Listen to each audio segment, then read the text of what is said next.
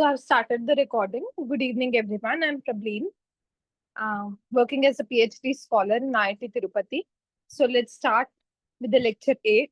So last time we covered with the perceptron learning, and today we are going to cover with the SVM part.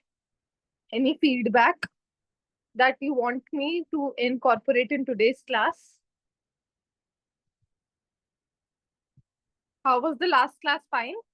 I think Sneh, Srinivas, Yashwant, Megha. Megha, I Yes, think. ma'am, it was good. Megha, I think you were not in the last class. Am I correct? Ma'am, actually, I had to drop off due to electricity issue last time. So, Okay. Fine. So let's start. Uh, so if by chance you have to drop off or something, you can see the recorded lectures. I hope so. You have seen that. yes, ma'am. Okay. So we have done with the perceptron learning in much detail and with the with covered MCQ portion as well. This time also, I've come up with the MCQs as well. Of SVM as well as perceptron, so that the thing should be clear. The topic should be very much cleared with you. So we have already started with the SVM part. Anyone, can you give me the brief introduction, what we have done in SVM, what we have started?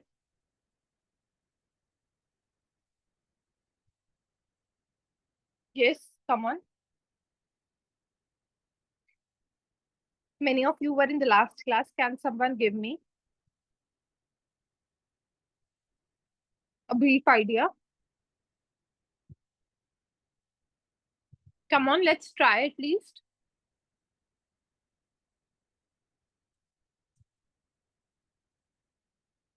Ma'am, SVM basically it differentiates from perceptron because it converges to a single solution, and while perceptron converges to multiple solutions. Yes, the major difference. You are correct only. And this is in the one of the MCQ of the assignment as well, that perceptron converges to multiple solution. Why is it so? Because initial point of perceptron vary when we are taking the initial weights. It can be any random weight as well, because we are doing gradient descent or stochastic gradient descent. That's why due to initial weights, it do vary. But here, our main motive is to find out the optimal separating hyperplane. There, it's not optimal separating hyperplane. This is in SVM. This is an optimal separating hyperplane. This is one of the main MCQ which can come in your exams. The main objective of SVM is we have to maximize the distance of the closest point to hyperplane. So what we are saying, whatever the closest, this I explained in last class in much detail, like whatever the closest point, we have two classes. Suppose these are represented by crosses, the data points, these are represented by zeros. So whatever is the closest point to this margin, to this hyperplane, so they should have the maximum distance between them to the between the hyperplane or between them. So this hyperplane, they should have the maximum distance. Why? If we think of the intuition behind that, them, we want that these classes should be away from each other. The classification should be proper. They shouldn't be mixed up with each other. That's why we want this margin as big as possible. And one more thing we learned that from both the how much far, now we are saying this should be far from this class should be far away from this. How much far was the other question in which we answered that this distance and this distance should be equal. Like a class 1, how much is class 1 far away from the margin should be the same, the nearest point of class 2 far away from the margin. That's the main thing which should happen. And we are trying to maximize the M, which means this margin we are trying to maximize. Why we are trying to maximize? You got the intuition. Anyone can tell me again why we are trying to maximize the margin? Now only I have told you. Have you understood? To separate the both classes from each other Exactly. so that the classes are perfectly classified. Exactly. So we are going to basically, the main motive is like we want to separate the classes from each other. So हा that नाही ते जे तुम्ही ते केले बरोबर. So the main motive is that the classes are basically far away from each other or properly classified. So that's why for that we are trying to maximize the margin such that yi xi transpose beta plus beta naught. This is the simple the equation xi transpose we already have done that it should be like what is this xi transpose beta plus beta naught? Come on. This thing, what is this? The inner bracket.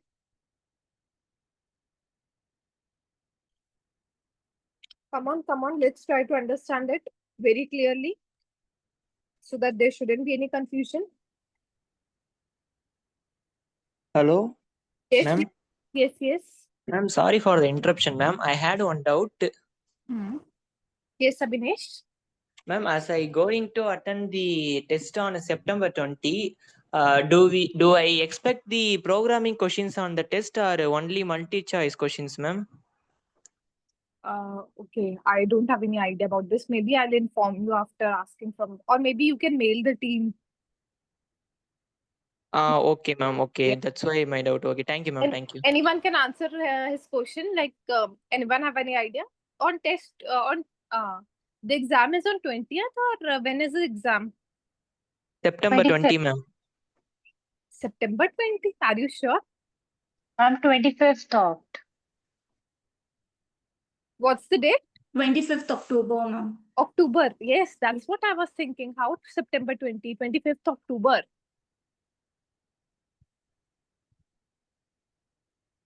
Abhinesh? Okay. So it's not now, it's on 25th October.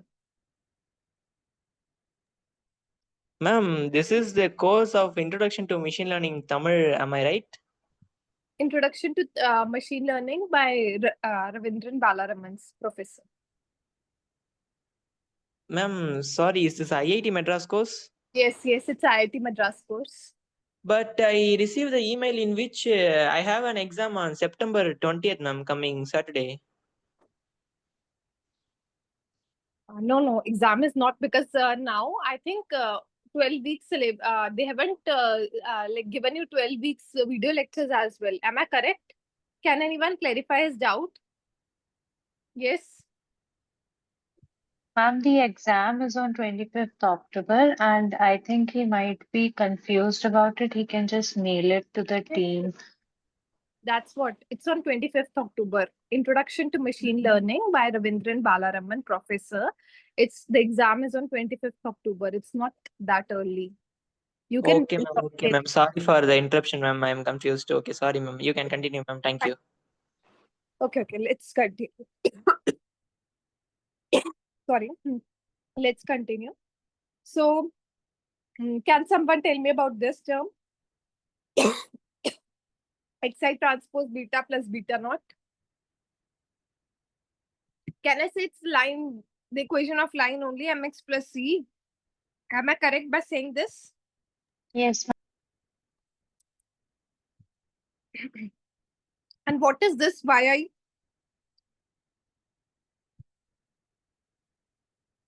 Okay, we have done in perceptron learning also that if y into x transpose beta plus beta naught is less than 0, this is okay. This is the major thing which can be like obviously last time also before that we discussed that you all want that I should be more oriented to MCQs. So now take focus on this part, x transpose beta plus beta naught. So we discussed about this in the perceptron learning as well. So what is this less than 0?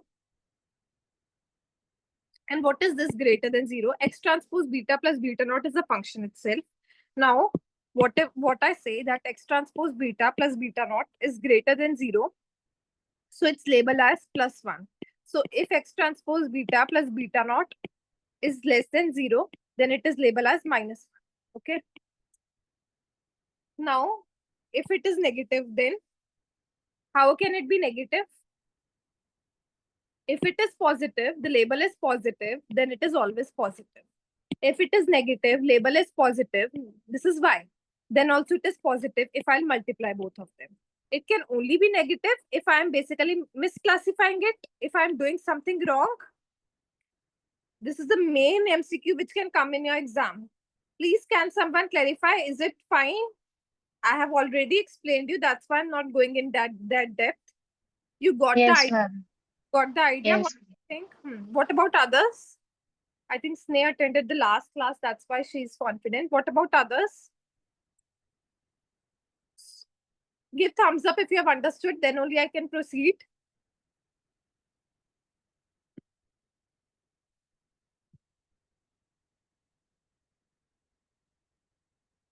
Okay. Megha, understood?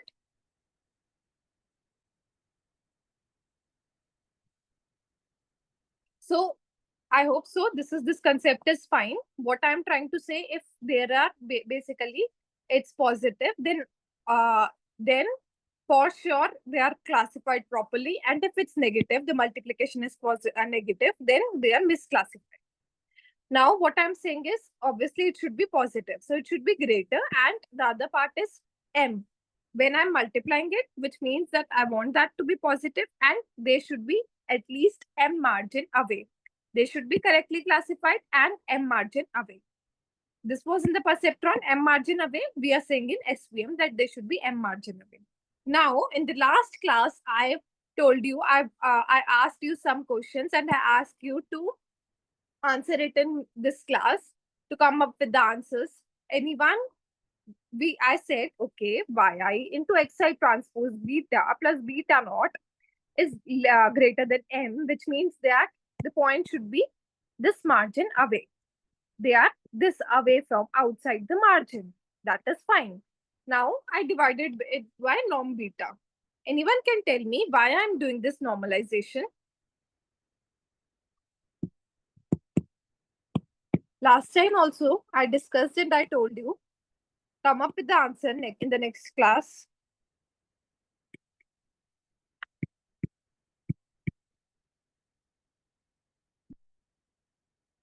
Yes, Ma'am, anyone? normalize so that it shouldn't go as large as possible. I mean, they set a limit for that. Exactly. So, So I'll give you a simple example. Whosoever is not able to understand what she's saying exactly to the point, correct, that it shouldn't go as large as possible. It shouldn't be scaled as large as possible. That's why this normalization is important. Now, this question also, now you guys say me that don't do maths and all, but this question also has come in the MCQs of the quiz. I'll come to that quiz part.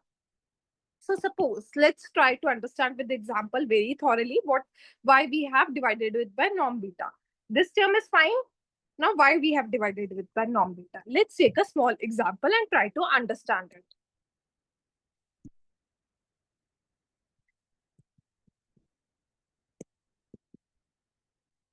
Let's take some values. So x, y, beta, beta naught, these are the values.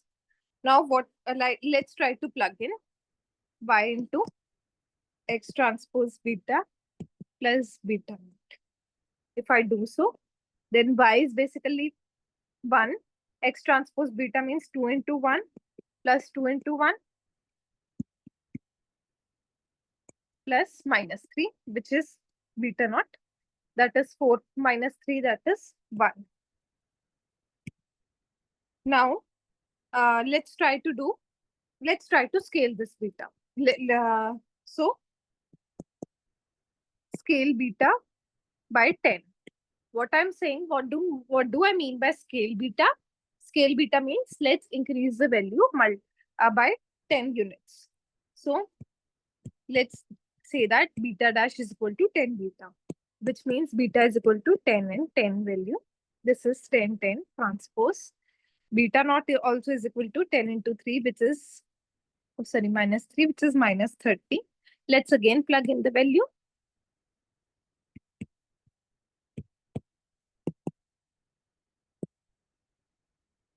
Two into 10 plus 2 into 10 minus 30, which is equal to 10 units.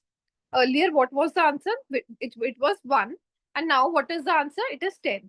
Though both are the straight lines, both are the same one only, but the answer which I'm getting, just I'm basically scaling it to by 10 units. Both are the same.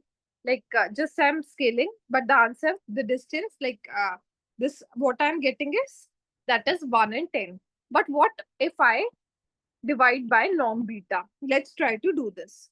Norm beta means here it was 1 square plus 1 square. This is the norm, which is root 2, which is 1.414. 1 divided by 1.414, which is equal to 0.707. And when I do for 10, and here beta, norm beta again, 10 square plus 10 square, which is equal to 14.14. And when I'll do that, am I getting the same values? How I'm getting the same values? By dividing it by norm beta. So as Sneh said that, okay, I don't want that the value should go as large as possible by scaling the beta. That's why we divide by norm beta. So when I'm dividing by norm beta, anyhow, I'll get the same result even though it's scaled also. So that is the use of this normalization. Understood? Or any doubt? Am I fast? What No, about ma'am, Huh. you please. Huh.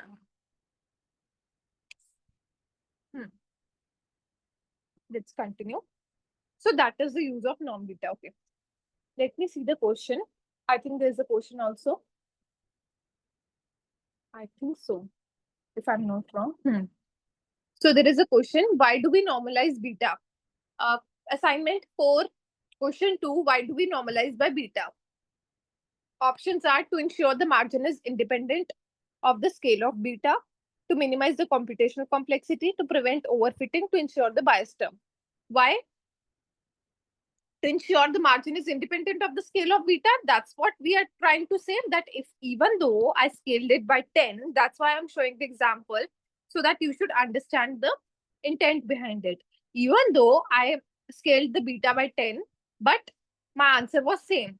So what do I want? To ensure the margin, it is independent of the scale of beta. That's why we are doing this normalization. Any doubt in question 2? Can you open the week 4 assignment 4, question 2? And can you see it?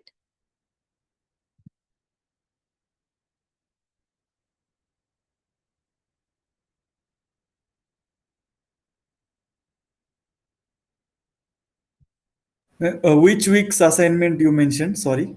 Week 4, Okay, week 4. Week 4 question. 2, question 2. Okay.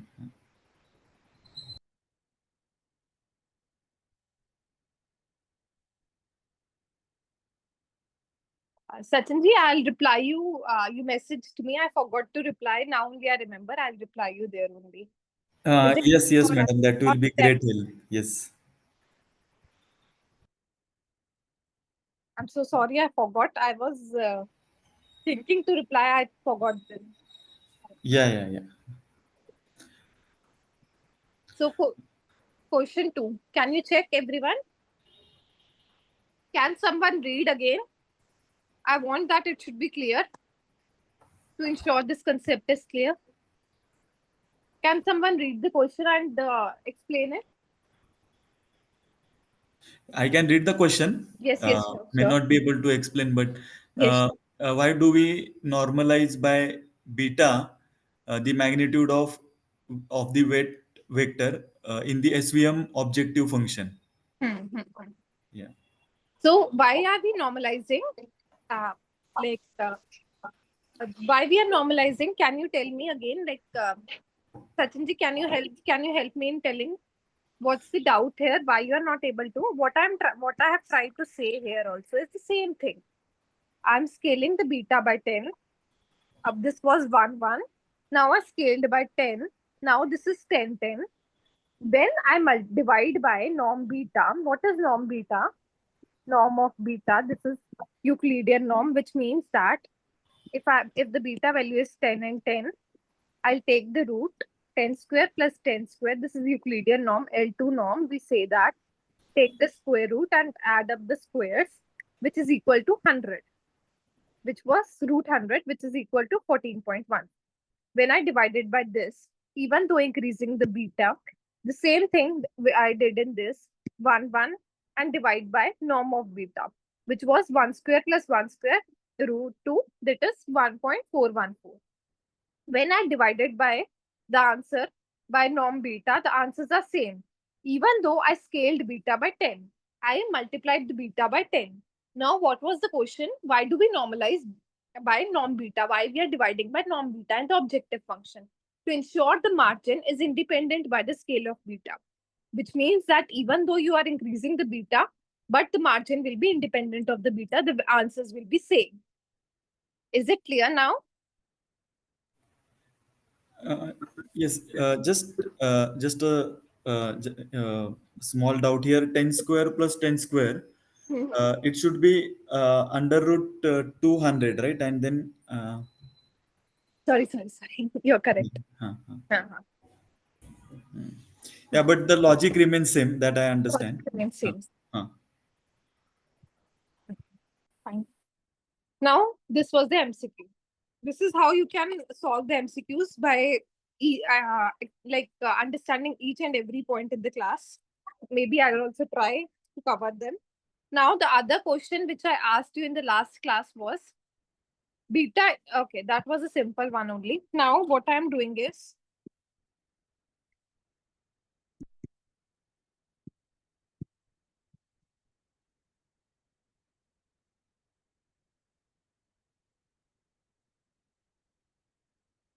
I'm arbitrarily setting norm of beta is equal to 1 by m. Why I'm doing this? It's just for the calculation, to ease the calculation. Nothing much, nothing to apply the brain why we are doing so. Just setting the value of beta is equal to 1 by m, so that our calculations and everything should be easy. So that the answer should be equal to 1. This should be greater than 1 as it was in perceptron learning. That's why I'm doing that. Ma'am, can you explain again what is the currently going topic? The currently going topic is SVM. It's just started in today's class, the SVM part. Bhavna, is it fine? Now, objective was maximize M. Can I say now the objective is minimize beta? Can someone, norm beta, can someone tell me how?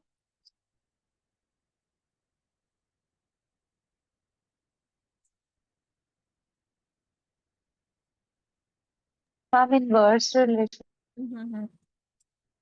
Exactly. So we are having the inverse relation because if we are maximize the M, it implies to minimize the norm beta. That's what it implies. And now I'm writing here minimize half beta square, norm beta square. Now you'll ask why. It's again for the ease of calculation, so that I can write minimize beta norm, or I can write the same thing. It's just I'm adding the constant and squaring it. Nothing much, just for the ease of calculation, so that when I'll take the gradient, it should be like 2 beta and divide by 2. That should be beta norm only. So when the gradients will be applied and all, then it should be easier to calculate. So that's why I'm doing so. Can someone tell me, as you have maybe attended the classes, so what is Lagrangian?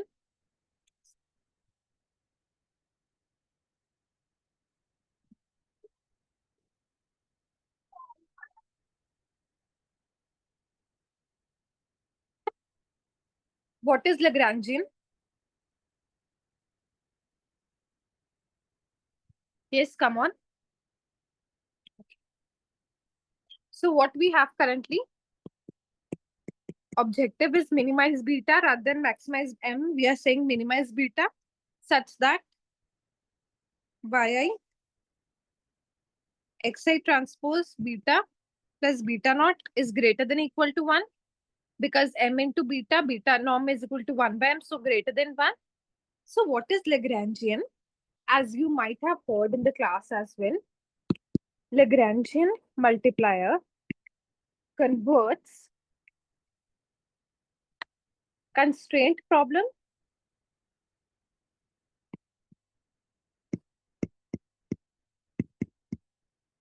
to unconstrained function.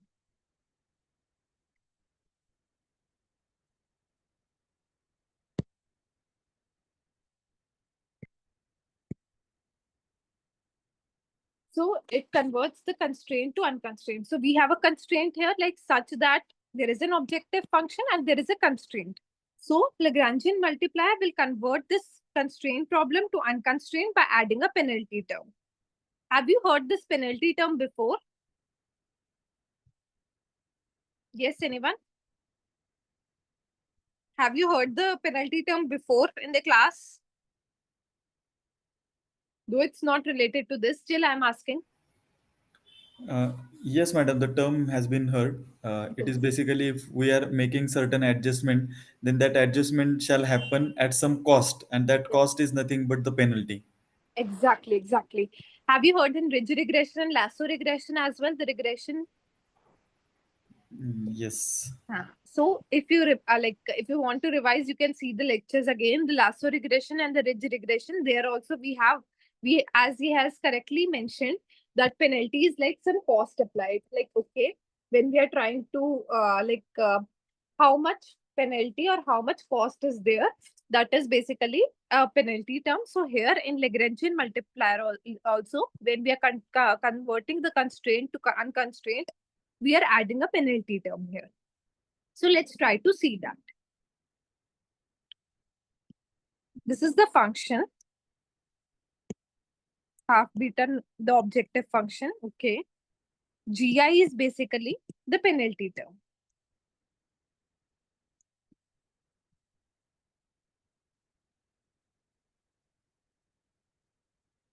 Can someone tell me what is this? What I have written 1 minus, what do you mean by that?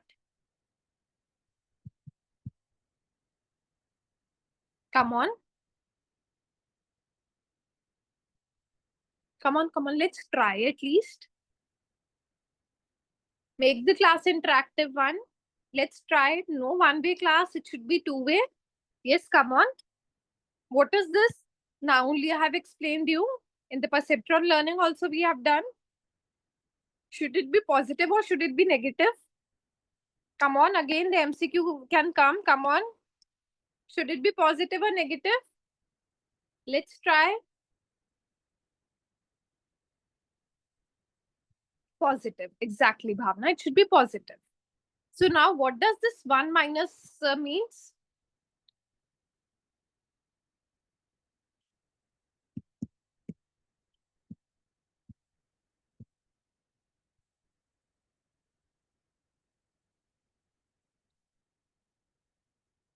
How much the point violates the margin.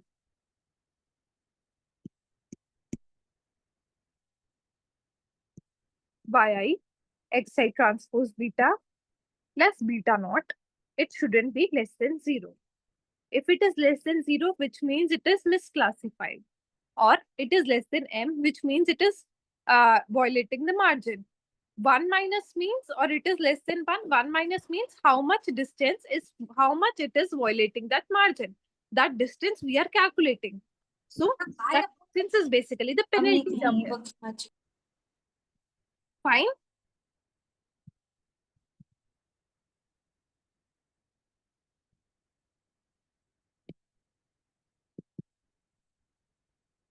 Now this is a primal. I'll come to that.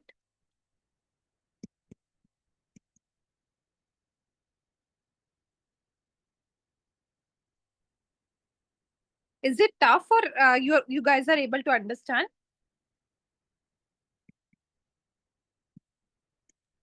Ma'am, we are trying.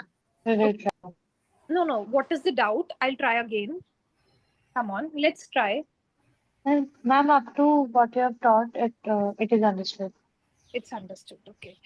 You got the Lagrangian term, the penalty term, and everything. Yes, ma'am. Okay. So, ma'am, just wanted to understand before we proceed. This we convert a constrained problem to unconstrained.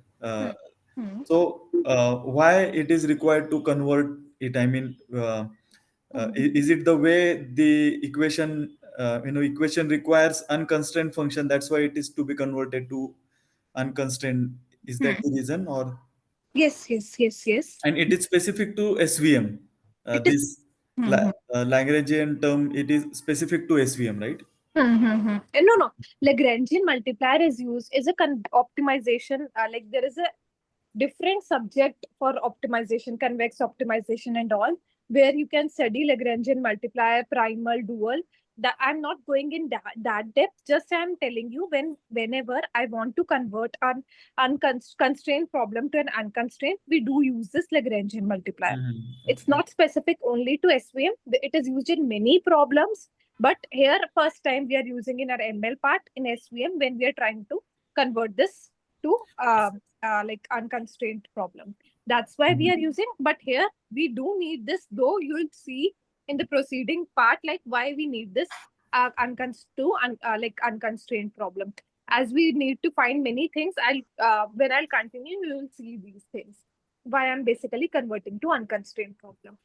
So there are other kinds of learning. So SVM is one kind of learning, but there are other kinds of learnings. So even there, we need to convert problems to the unconstrained problem. Is it? I mean, No. the method, or is it only in SVM where we need to convert it? Till now, we have used linear regression, logistic regression, perceptron learning. There, we were not using this Lagrangian multiplier. Here, why we are using? Because there it was not required. There, we were simply using gradient descent, differentiating, and those. But here, there is a constraint here. There, the constraint was like not margin and all was not there. Here, our major objective is like we want, because here there is a constraint. That's why we are converting. Here what we want that the points which are, I'll show you in the lecture. Here what we want that the points which are like close to the margin, this margin should be maximized with a lot of constraints. So that's why these constraints are there in SVM till now. Maybe in other modeling techniques, maybe I don't think so there is, but till now I think in Lagrangian till now it's used in SVM only. Though in many other applications it might be used, but till now whatever we have covered, it's used for the first time. Fine.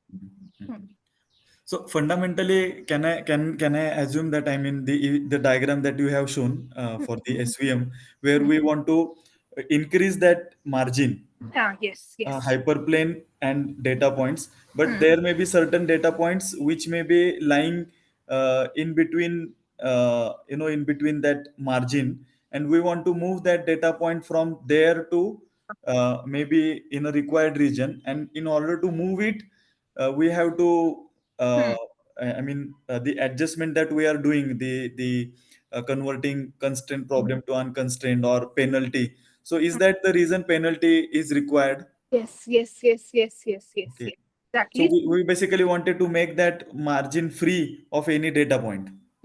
We want that margin should be maximized, that one class should be on the one side and the other class should be on the other side, and in margin there should be no point lying in the margin. In linear classification, I'll also come linear separable. Now I'll also come to non-linear separable. There are two types of SVM I haven't told you, because this is like where it is possible to have a line and it is possible to divide these classes. Now I'll also come when it is not possible, then what to do. Okay, ma'am. Any other doubt? So here, when we write this optimization function, when we are writing this, we call it as primal.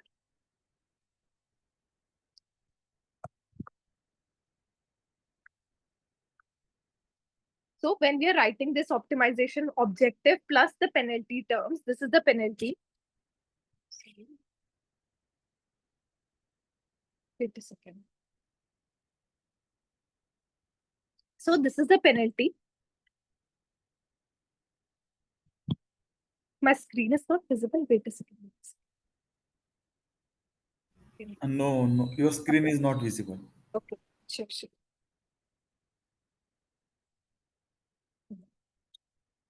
So this is the penalty. I'm adding the penalty term with the objective, as well as this is the constant. Why I'm using it, I'll come to that. So it is like a weight factor, like how much weight, how much penalty I have to give it, how much how much this is how much point violates the margin and how much weight I'm giving to this penalty, how much focus I'm giving to that. That is basically this constant alpha referring to. And this whole term we call it as primal.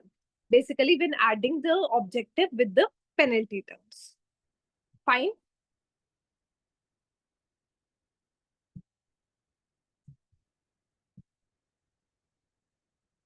Should we proceed? Now the next thing is, let's try to differentiate the primal and whatever, like we have this objective function with this penalty plus this penalty added. This is the whole objective function which we are calling it as primal. And now what we are trying to, why we differentiate, I have told you in many classes, like in linear regression also we have tried to differentiate and all. We need to find the maximized value or the minimized value, minimum value or the maximum value. What is differentiation? We are trying to find out the rate of the change. And then we are equating to the zero, and then we are trying to find out the value. That's what we are trying to do it. Let's try to differentiate with respect to beta. And norm beta square, can I write it as beta transpose beta?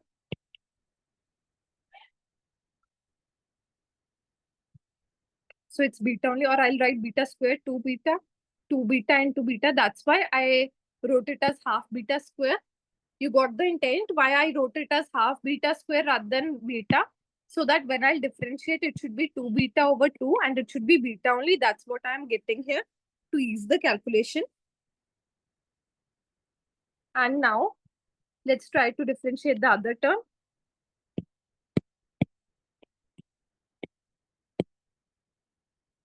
Alpha I yi x transpose beta. Now this x transpose beta, basically this whole term is basically scalar in nature. How it is scalar? Again, I'll tell you, alpha, as you know, this is the constant only.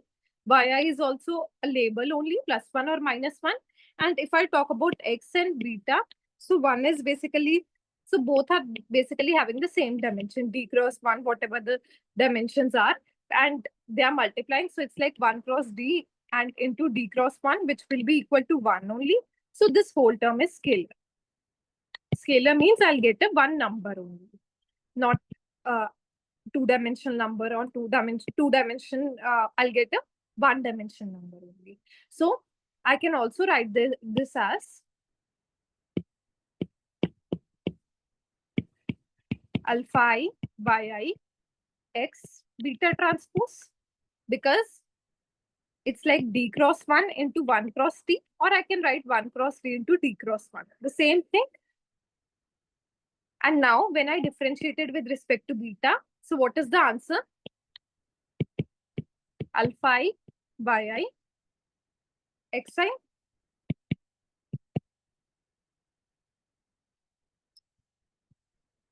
And the overall answer is beta minus summation I is equal to 1 to n alpha I yi xi. Let's set up to 0. That's what we do. We always find out the objective. We differentiate with respect to beta and then equate to 0 to find out the beta value. So let's differentiate to 0 basically. Equate to 0. So it's equal to beta is equal to summation I is equal to 1 to n alpha I yi xi. Now taking derivative with respect to beta naught.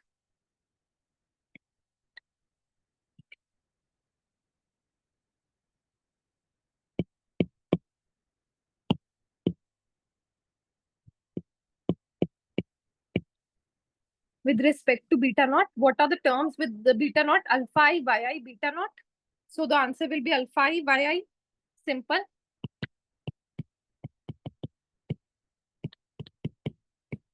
Let's again equate to 0. So I'll simply get summation I is equal to 1 to n alpha I yi is equal to 0.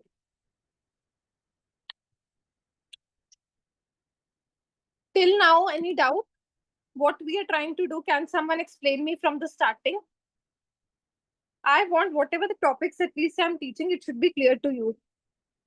You shouldn't be like anything which should go above your head. What is beta? Beta naught, you know now? Mx plus c, this term, this was the m and c. That is what we usually find out in our linear regression. Everything beta, what is beta and beta naught, we have to find out. When we were doing linear regression and everything also, we were simply taking an objective, differentiating and calculating the values of beta and beta naught. Now we have some constraints as well. So that's why, as he was asking, why we were not doing in other cases, because there were no constraints there. Now there were constraints, so we have to convert into unconstrained and we have to write our whole objective. Then only we can differentiate and calculate the value of beta and beta naught. That's what we have done.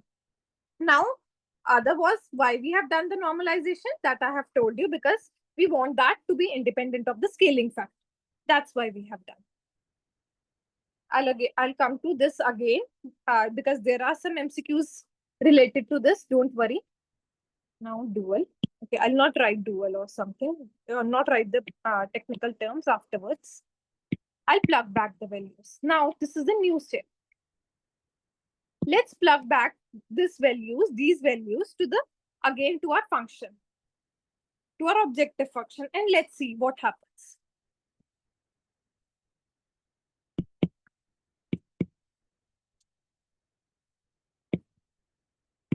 What was our objective function? Half beta square minus summation I is equal to 1 to n alpha I yi xi transpose beta plus beta naught minus 1. Half beta square. Let's plug the value of beta. What is the value of beta? We have to find out alpha I yi xi. Are you getting it? Please give thumbs up if it's understood. Then only I should proceed. I don't want again, you should say me that it's too mathy and we are unable to understand. Only Sachin and Yashwant. What about others? Yes, Megha, today you're not responding. Sneh? Madam, it is still mathy, but at least broader level, getting what is going on. Okay. I have to be Yes, mathy. same. Same. So I have to be mathy. I can't leave the maths because you can see these questions are in the MCQs as well. And there can be a question in between anywhere, like in the MCQs. Okay. So broader level, again, I'm fine, Shyamal Kumar. Okay. So again, what broader level view you are getting? What we usually do in every linear regression logistic, what we are trying to do in every modeling, just differentiating the objective, trying to find out the values of betas and all. That's what we are trying to do. So again, here also what we are doing, nothing else. Just we converted, first of all, our objective is different with some constraint. And when it was with some constraint, we converted into unconstrained. Then the same thing. When it was unconstrained, then I differentiated and find out the values. Fine? Now, Yes, ma'am. fine. Na? I hope so. Now things are clear. I hope so. Now I'm plugging in back the values of these in my objective function. Now, what was the beta value? Alpha I, yi, xi.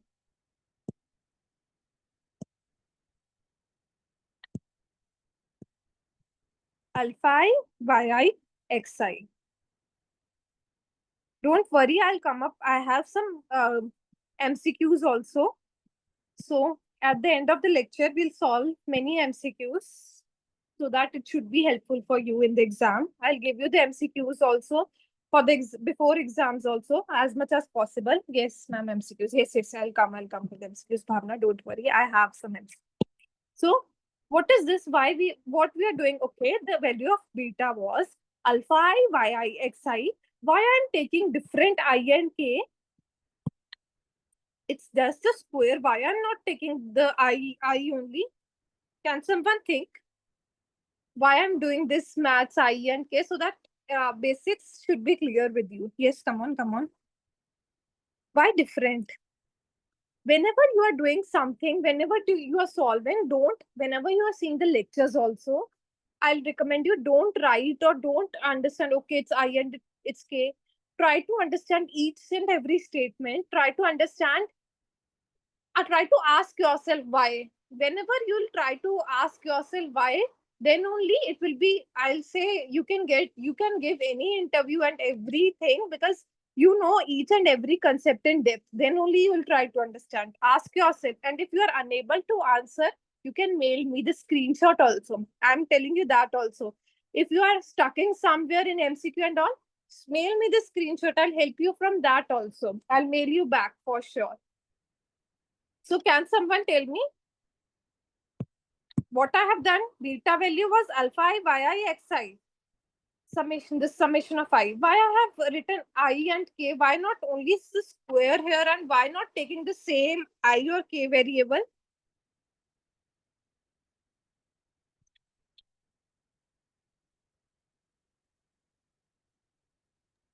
Ma'am, are these two data points across the hyperplane? No, it's nothing to do with that. It's just that when I want to multiply, if I take the same one, suppose.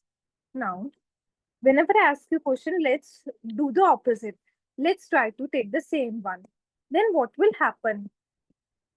Alpha 1, y1, x1 will be multiplied by alpha 1, y1, x1, alpha 2, y2, x2. This is just the simple maths I'm trying to explain you, nothing related. X2. Will these be multiplied with each other? Alpha 1 and y1. If I'll take I and I here. Are you getting my point? Yes, ma'am. Yes, ma'am. They'll not be multiplied now, because whenever one is here, one is here. Whenever two is here, two is here. The cross terms, I mean to say one, these will not be multiplied. That's why I want that first term should be multiplied by all, second term, the simple maths, should be multiplied by all, third term should be multiplied by all. That's why I'm taking the different variable. Got it? Got the point? Yes, ma'am. So half beta square, just writing here, half summation of I is equal to 1 to n. Summation of k is equal to 1 to n. That's why I'm writing different variables, alpha I, alpha k, yi, yk, xi, xk. Next term, let's take the next term. Alpha I, yi, xi transpose beta. Or I can write beta transpose xi, the same thing. Next term.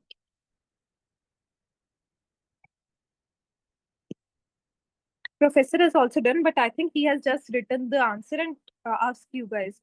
But in exam, obviously, I have written just beta transpose xi. Why I can write beta transpose xi? Now only I have told you. Come on, come on. Yes, come on. Why I have changed xi transpose beta? Scalar. Yes, It sure. is scalar, ma'am. Scalar. Scalar in the sense it's 1 cross d into d cross 1. I can write d cross 1 into 1 cross d. So it will be the same term. So that's why I have written here. So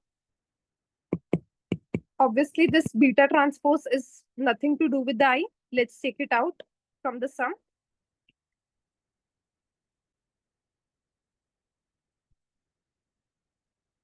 What is the value of beta? Alpha I, yi, xi. Or I can say alpha j, any variable, alpha j, yj, xj.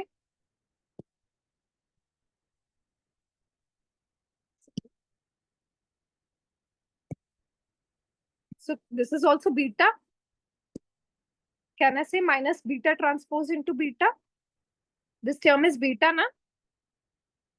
Or I can say minus beta norm square. Fine. Fine, na? Should we proceed? Yes, ma'am. Next term.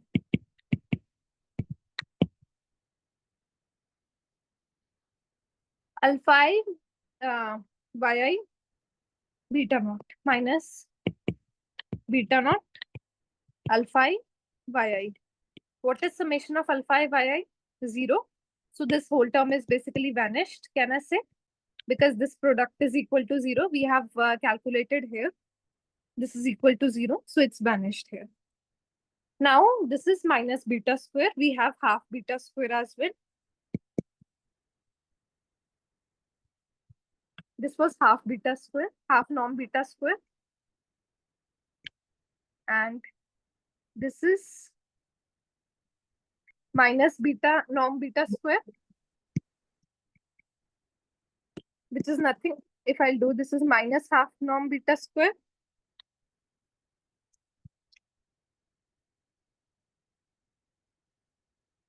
And this is, this alpha term is also there.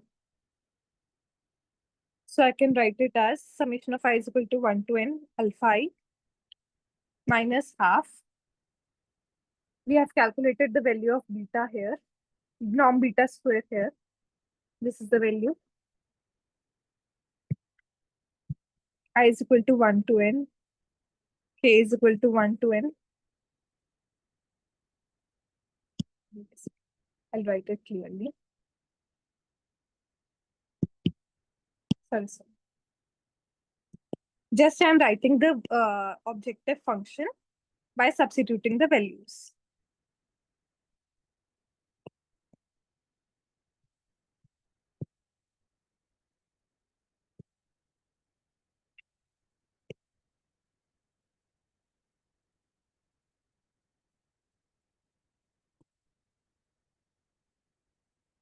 Fine. Any doubt till now? It's very important. Any doubt? Come on, guys. Can someone tell me in short what we have done in this lecture? Come on, come on.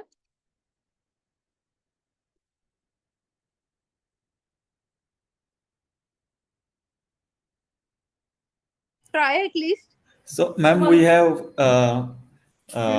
normalized first, Hmm. and then we have converted the constraint problem to unconstrained. And Mhm. once we have formulated new equation with unconstrained, I mean the unconstrained equation, then we have now substituting it in our original objective function. That By is what I first could. differentiated to calculate the values of beta and all. And then after calculating the values, we have substituted. And we usually do whenever we have objective function, we usually differentiate and calculate the values of these beta. That's what our main objective is, like how much should be the weights attached to each feature.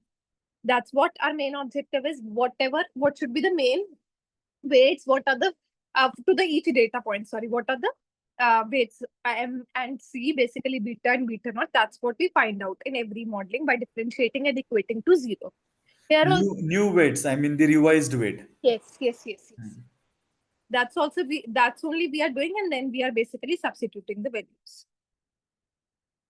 Can someone tell me about this Karishkun-Tucker KKT conditions? This was also the MCQ now.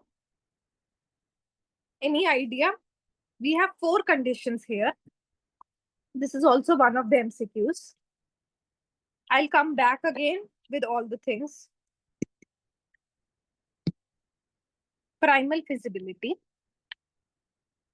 This you have to remember. There are 4 conditions of KKT. This is optimization problem. Whenever there is an optimization problem, we have to satisfy these conditions, and these conditions are called KKT conditions. What does primal feasibility? Now, first thing is, I will tell you generally. Is this week 4? Yes, Bhavna, this is week 4. We are much behind because as discussed with the students, we are going in much detail of the lectures. Maybe from the next class, I'll have the handwritten notes and I'll just go through them, but try to be in depth as we are going. So what is primal feasibility? First of all, I'll say in layman language, in simple language, then I'll tell you in technical SVM terms. What does primal feasibility means? Primal means whatever the objective we were writing, I told you with the penalty term, we are saying that the solution respect the rules. That is primal feasibility. Solution respect the rules In SVM, the primal feasibility is yi into beta transpose x plus beta naught is greater than 1. Am I correct? This was the rule. Why this was the rule? It should be greater than 1. We said it should be greater than m. Then we said it should be greater than m into norm beta. Then we said that norm beta is equal to 1 by m. And it got cancelled out. So it should be greater than 1. Then only it's basically satisfying it. Then only we are able to have the classified points basically as far as possible correctly classified points. That is basically our main objective. And this rule should be basically respected. That is our primal feasibility here. Okay, ma'am. And here I forgot that alpha I should be, okay. Dual feasibility. Dual feasibility says whatever the second, this is the conditions which you have to remember. Dual feasibility says that whatever penalties you are taking, they are non-negative. Which means this was the penalty alpha. I told you alpha multiplied by that this way, alpha multiplied by the penalty, it should be non-negative. This alpha should be greater than or equal to 0. That is dual feasibility. This you have to remember 4 conditions. Stationarity.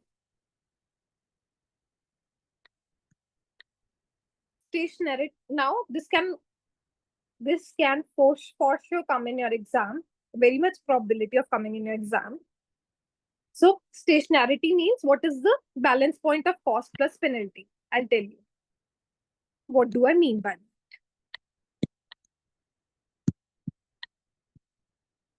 What I did, I have an objective, I have the penalty, then I differentiated it, and then I get the values of beta.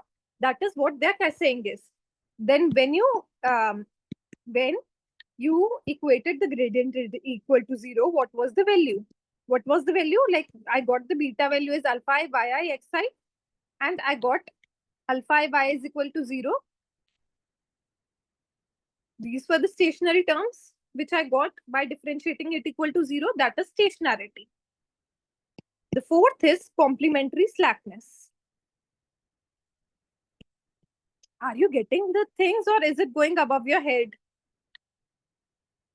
Ma'am, can you repeat stationarity? Okay. What we did in our what we did, we equated our object. We calculated the gradient function and then we equated it to 0 and we got these 2 equations. The value of the beta as well as this alpha I, y is equal to 0 by this was the differentiating with respect to beta, the objective function, and this came after differentiating with respect to beta naught. That's what they are asking. What are the stationarity terms? What are the gradient of Lagrangian when we equate it to 0? Okay, ma'am.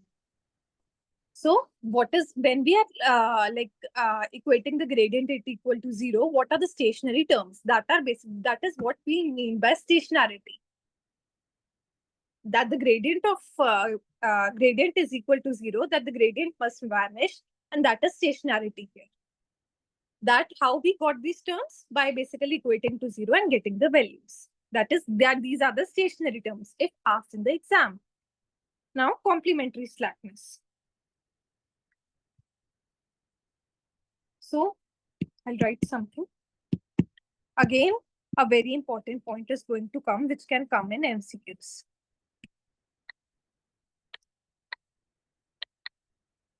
So what was this?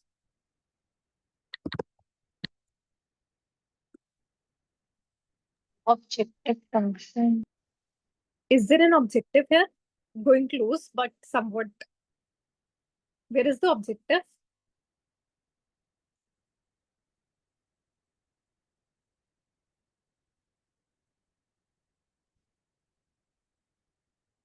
Is it the constraint only? Objective was half beta square, norm beta square, remember?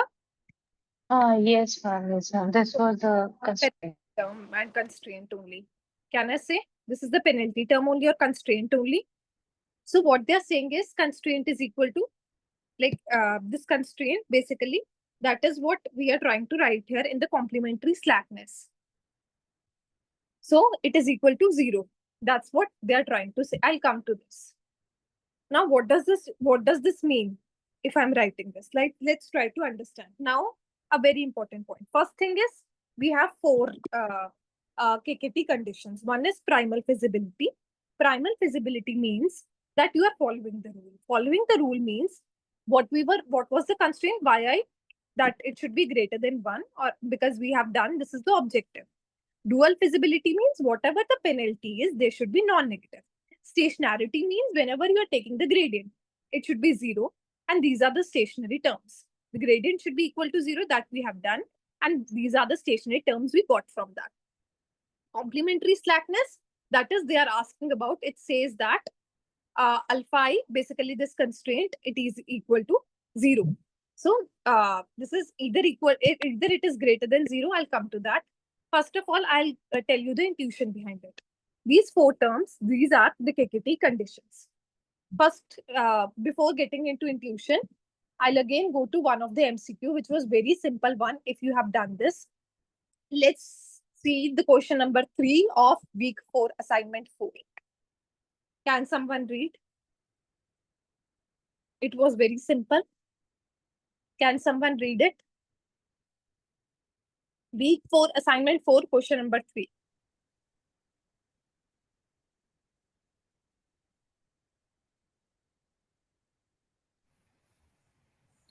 I can read. Yes, come on. Yeah. You can also, I'm yeah, sure. Yes. Third question, right? Mhm. Which of the following is not one of the KKT conditions for optimization problems with inequality constraints? Just terms. Just read the terms of like MCQs, not the whole MCQ. You mean the options? Is it? Options, only the English terms. Stationarity, primal feasibility, dual feasibility, and convexity. Now, can you answer? Which is not primal feasibility? It is. Dual is stationarity. It is. Convexity. This was very simple. Now, if you have done this, fine. So the answer is that. Can you? I mean, in the context of SVM, how this KKT conditions? What is the importance of KKT conditions? If you can quickly. So KKT conditions are like whenever we are doing this optimization problem, these have to be met. That's what it says, that whenever we are having a constraint, we are having a convex optimization techniques when we are applying, like we have applied this primal converting, these conditions need to be met. This have to be true. Like what we were saying, primal feasibility. Solution should respect the rules. We are respecting it. Dual feasibility, penalty should be greater than 0. Stationarity, the gradient should be equal to 0. And what are the stationary points? Now I'll come to this complementary slackness, don't worry. So what does it mean in short? That these rules should be met whenever we are converting, whenever we are doing this any optimization problem. And these rules are basically called KKT. Got it? Okay. Yes. So, okay, let's try to have the intuition. This complementary slackness is nothing, only when we are writing a constraint, not the objective. That is basically a complementary slackness. Only the constraint matters here. What does it mean, this alpha I by I? Let's try to understand this constraint more clearly. Now, this can also come in MCQs. Alpha I by I beta transpose. Okay, I'll not write this. By I beta transpose xi plus beta naught if it is greater than 1. What is the value of alpha I? What do you think? What should be the value of alpha I?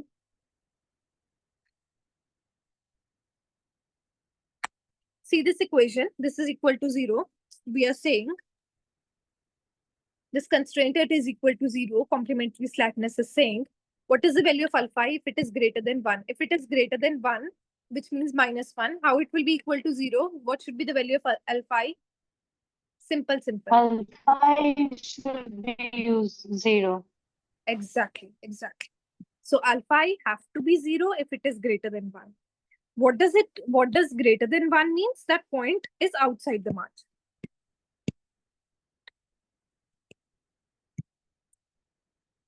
Then only we are outside the margin. That is what alpha I means, that greater than we have done, na? That it's like greater than m beta, and beta is equal to 1 by m. So if it is greater than margin, outside the margin, it is correctly classified outside the margin, then it's basically alpha is equal to 0. Now, what if I say that, okay, yi beta again, wait a second. Psi plus beta naught is equal to 1. Then, is it necessary alpha I should be 0? Come on. Is it necessary in this case alpha I have to be 0, like in the previous case it has to be 0?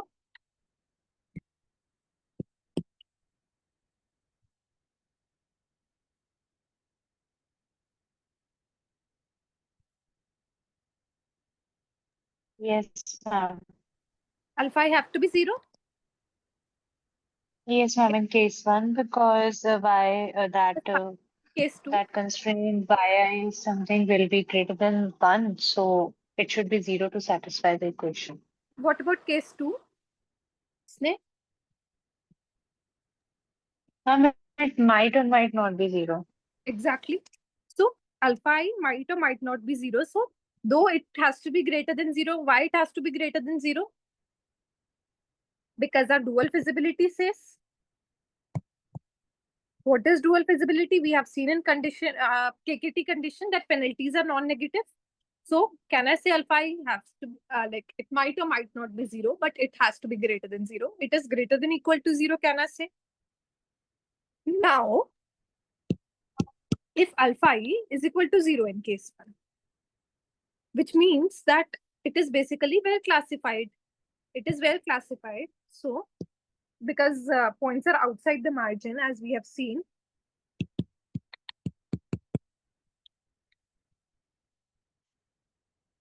and if it is greater than 0, it is having no contribution to beta because it is 0.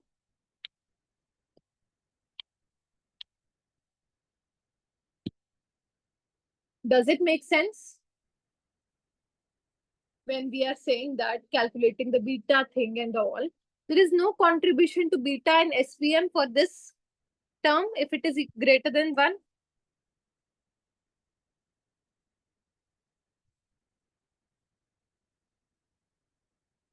Yes, ma'am. So our main objective was in every modeling, in every technique, that to calculate beta, beta naught, these weights of each data point. That is our main objective. And these points, when it is greater than 1, what does it mean? They are outside the margin. They are not having any impact on beta. They are not putting any contribution on beta.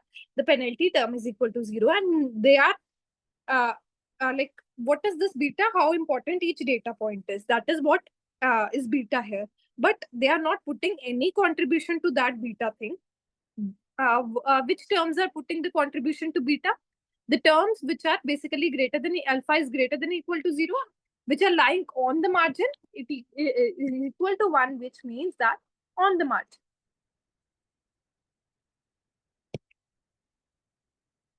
So, okay, we'll come to this diagram. So what I'm saying is these terms, they have no contribution here.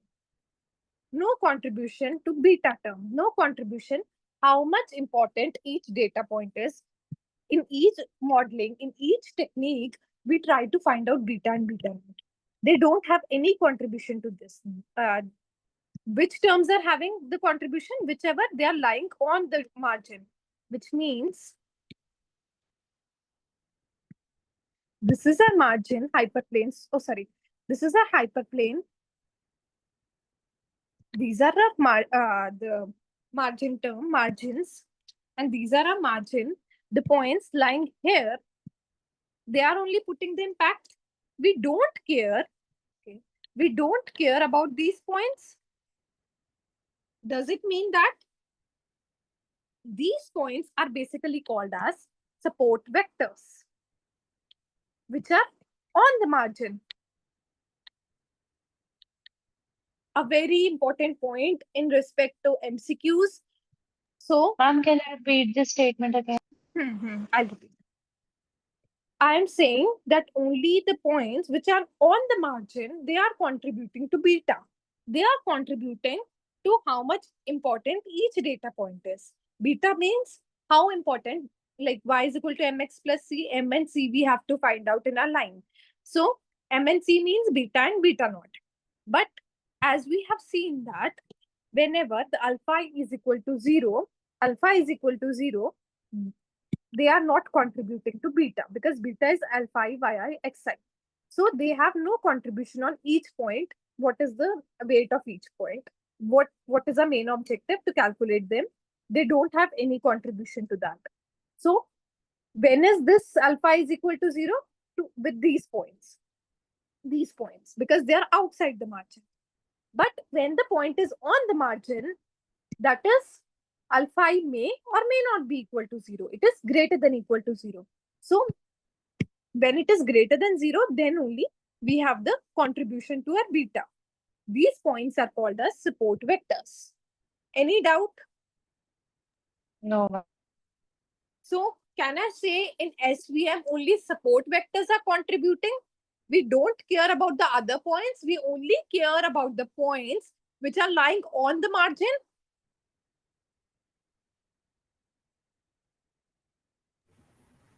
Yes, ma'am. Yes, I mean, from this background, yes, we can say that. Yes.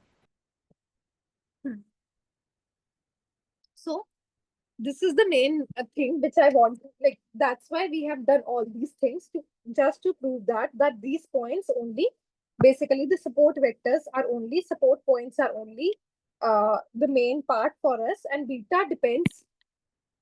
Now the MCQ can come that also in any way. Beta depends only on support points here in SVM.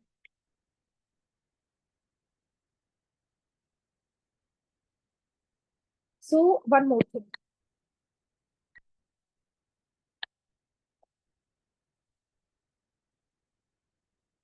So if this is the predict, I have to predict a class.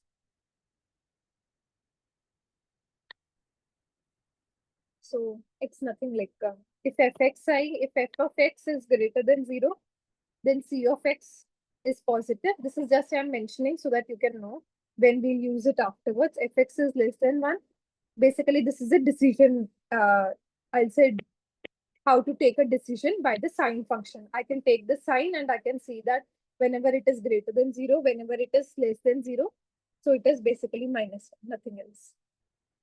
Okay. Now So one signum function. sign. Sorry. Sign, I'm checking the sign basically. That is what we do, na? That we are checking the Okay. Nothing. Don't harm.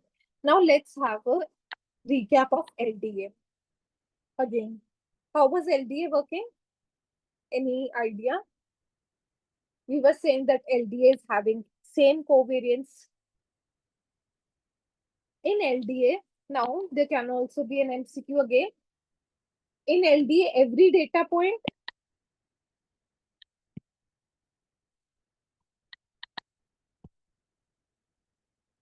is going to estimate parameters, whether it is far away from the decision boundary, whether it is more susceptible to noise, and mostly LDA works on Gaussian data with the same covariance. This was the which we have done. Maybe if you forgot, you can see last to last video. But here, this is just a normal difference that if here we are only concerned about, we are not concerned about all data points. The main point is we are only concerned about the support points which lie on the margin here. Is it clear? Here only we are concerned about the points which are close to the boundary, I can say. But in other methods like LDA and all, We were concerned about the all the points. Is it clear? Yes, ma'am. Yeah. I hope so. These Like, things. like we are narrowing our focus on some points so Yes. that we can get a single solution. So that we can, yes, exactly. Now, coming to the other thing. I hope so. This part is clear to you. Now, coming to the part when SVM. Now, till now, we have done the linear separable methods. Now, when it is linearly non-separable, which means that it's not possible to draw a line.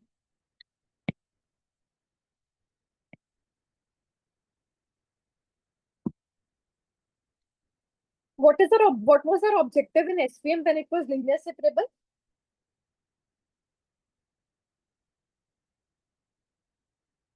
Come on. Maybe to identify the data points which are lying on the margins. But main objective was, can I say, to maximize the margin? Yeah, I mean, That, to maximize margin such that maximum data points fall on the line, is it? maximum data points fall on the correct space, and the margin should be as large as possible. And the points which you are saying, that points were only helping us. This is not our objective, that the points which are on the margin, these points are only helping us to achieve the objective. We don't need these points for beta and beta. Only these points we need. So we are narrowing our approach, as she said.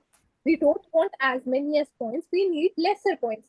Obviously, there are benefits like computationally less complex and all by taking only those points which are on the margin, because we don't need all the points here. Now, as we said, as a goal was, we really want to maximize the margin.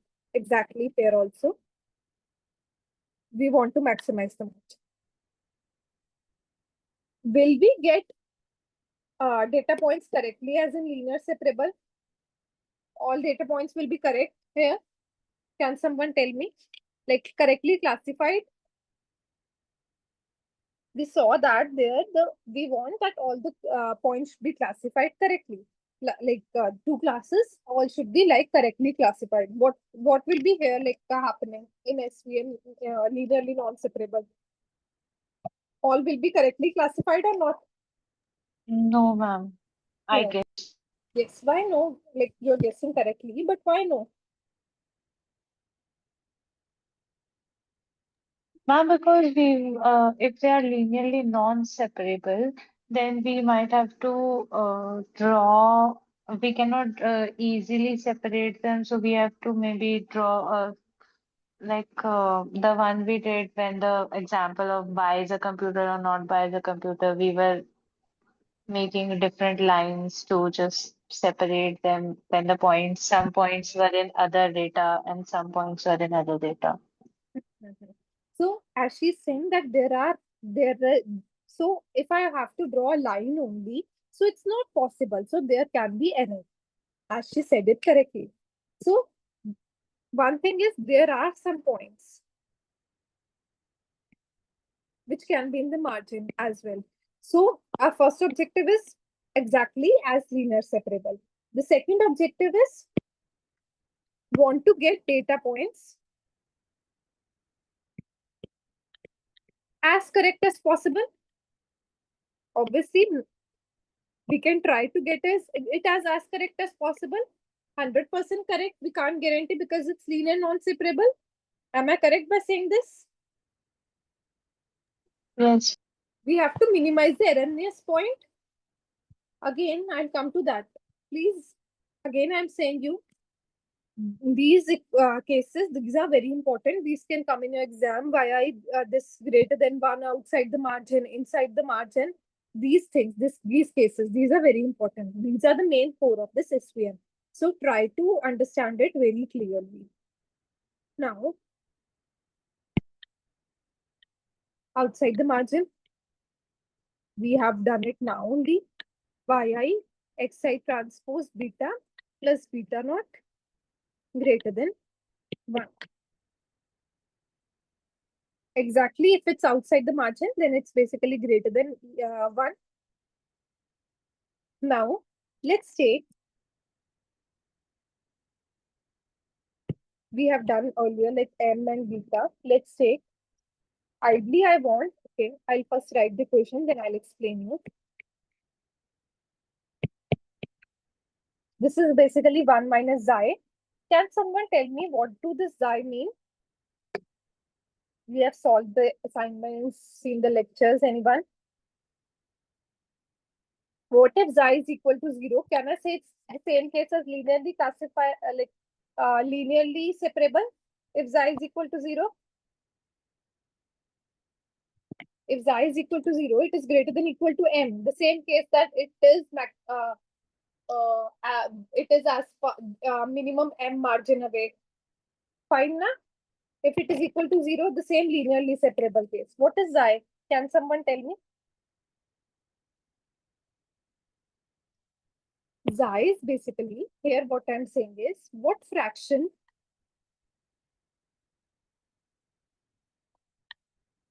you're violating the margin.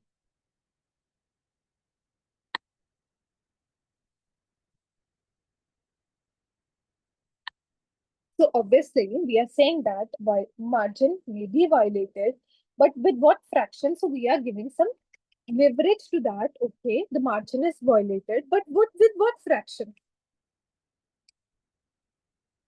I want that it should be violated as less as possible. So what is my now objective? Maximize margin. That was earlier also. And the other objective is to minimize. This is basically a slack variable, adding a slack variable. What does slack variable do? Now this is also an optimization, a terminology used in optimization. The fraction of misclassified points, exactly, Srinivas.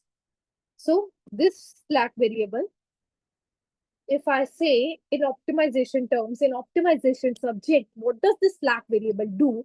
Usually it relaxes the constraint. Are we relaxing a constraint here? Can someone tell me?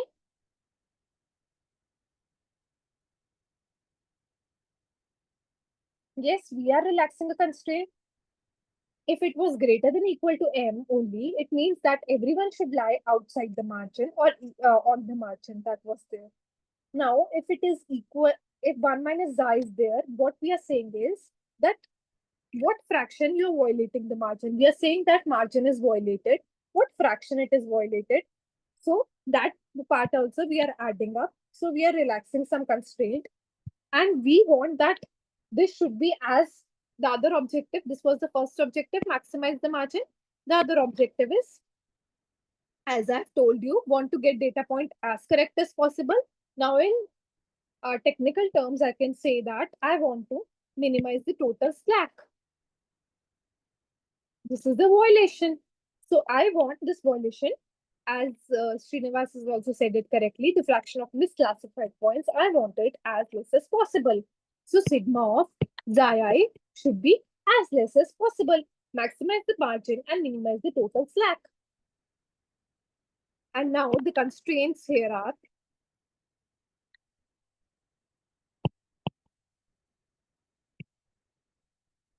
xi should be greater than 0. And obviously, xi should be less than some constant.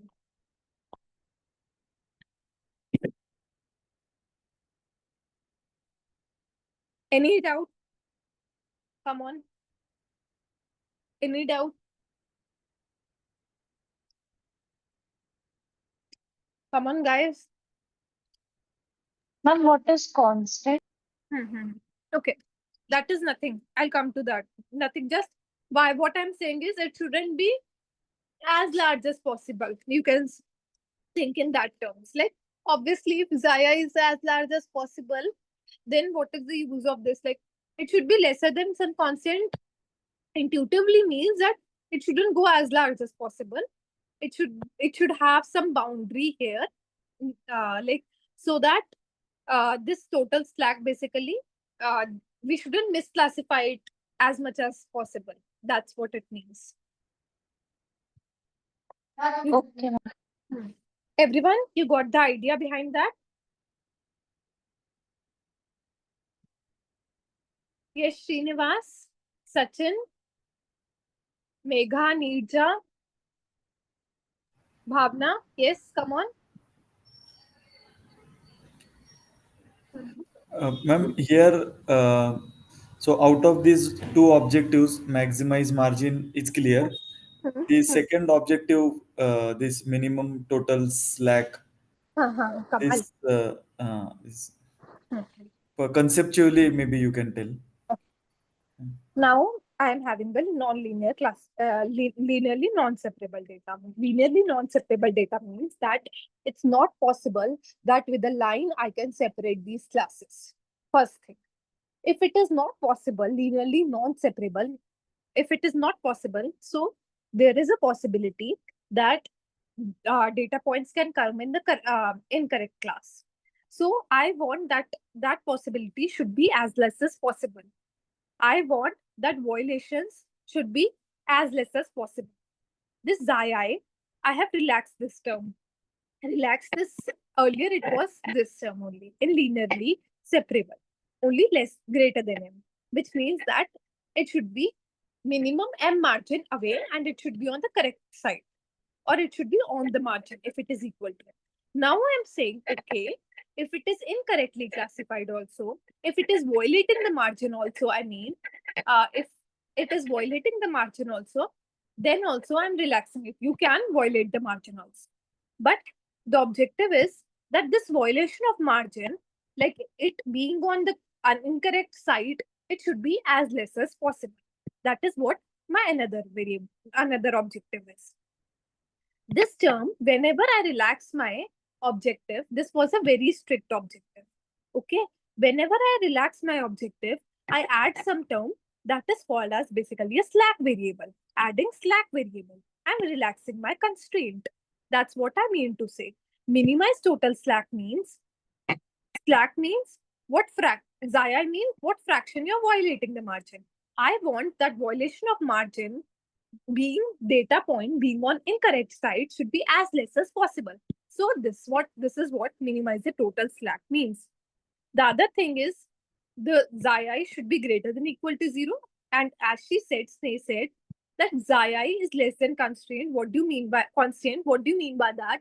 It shouldn't go as large as possible because my main objective is that it should be as less as possible. Why xi should be greater than equal to 0? Can someone tell by seeing this equation? Okay. 1 minute I'll have water and I'll come back. Just a minute. 2 minutes break. Is it fine? We'll have 2 minutes, 1 minute break only. Yes, Yes. ma'am, yes. See this objective and try to think why xi should be greater than equal to 0.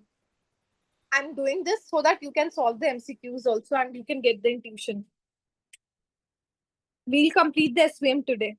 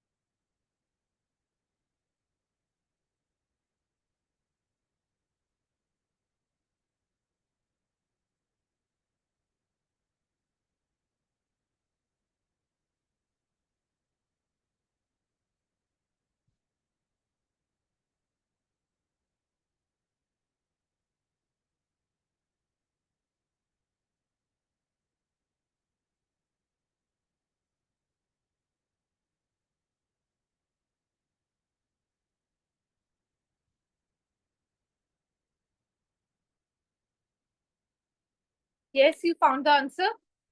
Why xi should be greater than equal to 0? What if it is less than 0 then? Now it should be greater than 0 so that the data points they should be lie outside the margin and they should be linearly separable. If it is less than 0, what will happen? Let's see.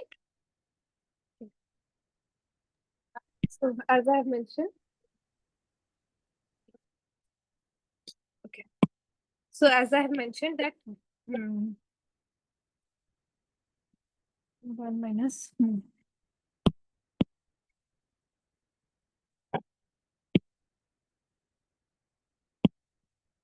xi should be greater than equal to 0. Now I'm saying if its xi is less than 0. So the constraint was m1 minus xi. So what if it is less than 0? If it is less than 0, so it will be negative. Can I say? Negative means this will be plus 1 plus something. 1 plus, suppose it's minus 1, xi. 1 plus 1, 2, which is equal to 2m. Which means that I am saying take the margin further away. That's what I'm saying. Margin should be more large. So rather than relaxing the constraint, I'm saying to more tighten the constraint. Are you getting my point? I have to relax Yes, the ma'am. constraint. So for relaxing the constraint, I'm saying that xi should be positive. So if it's positive, so then the m should be basically shrinked off. The margin should be like lesser. Obviously, that penalty term is there, so that the point should be lie here.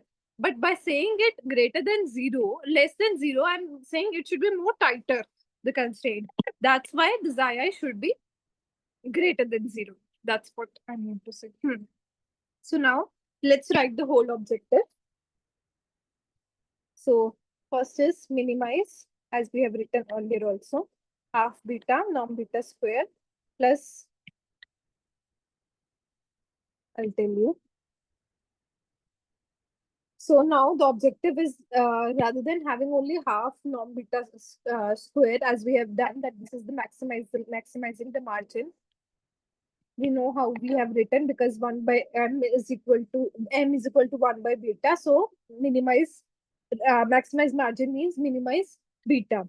And we are also minimizing this slack term. So that's why we have written this slack term, and we have written there is a constraint here. I'll come to that. See, what is C constant here?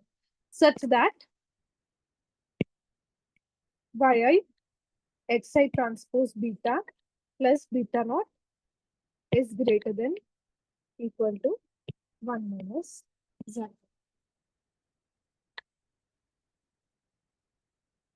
Any doubt?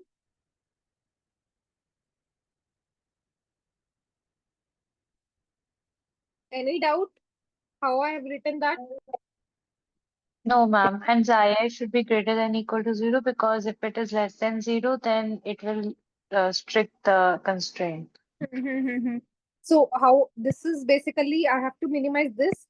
This also have to minimize, because maximize margin means minimize beta, such that this obviously it was greater than m beta, and this is equal to 1 only. This was the constraint. Oh, sorry. It is equal to 1, but now I have a constraint that it is greater than m into 1 minus xi, and when doing the normalization, this m will be cancelled out by a norm beta term.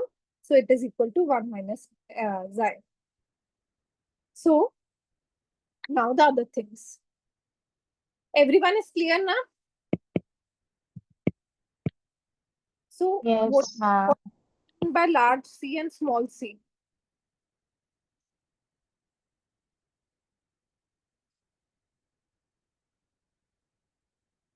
Large C, can I say I'm heavily penalizing the slack?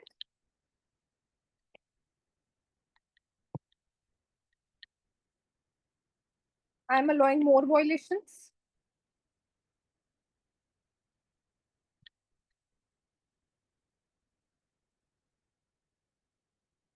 So large C, if I'm taking this value large, what I'm saying is the penalty whenever the xi increases, whenever the violations increases, I am basically heavily penalizing it, giving more penalty to it. And small c means I'm giving lesser penalty, which means I am allowing more violations here. Okay, more violations are basically allowed. More misclassifications are allowed. That's what it means. Xi I is equal to 0. What does it mean?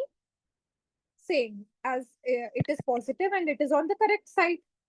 That's what it means. Xi I is equal to 0. That's what we have done, that it is on the correct side if xi I is equal to 0.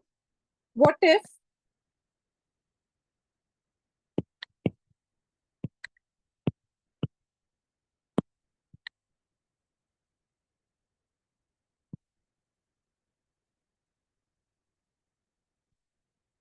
xi I is between 0 and 1? It means that it is inside the margin.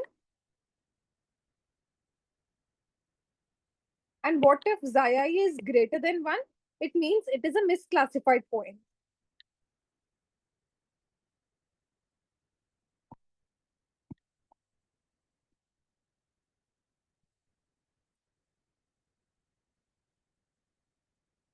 Can someone tell me what I'm trying to explain? And can you explain these things, C and xi I?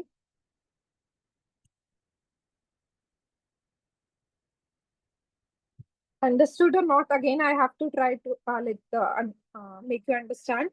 Yes. Yes, Nick? Come on, come on. Is it You're lies between 0 and 1, then we are trying to say that 1 minus ii will be a positive number. And hence it will satisfy it because if xi is greater than the 1, then the margin will be narrower, and hence we will be stripping the penalty.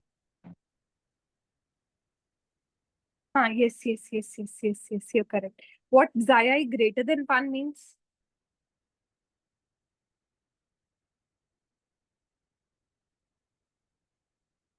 Xi greater than 1 would mean that this yi xi term will be greater than a negative term. So hence we can say that it might lie outside. So it might be misclassified. Yes. What about others? Yes, Sachin? Yes, ma'am, I just going back a little, this M, the capital M, is margin, right?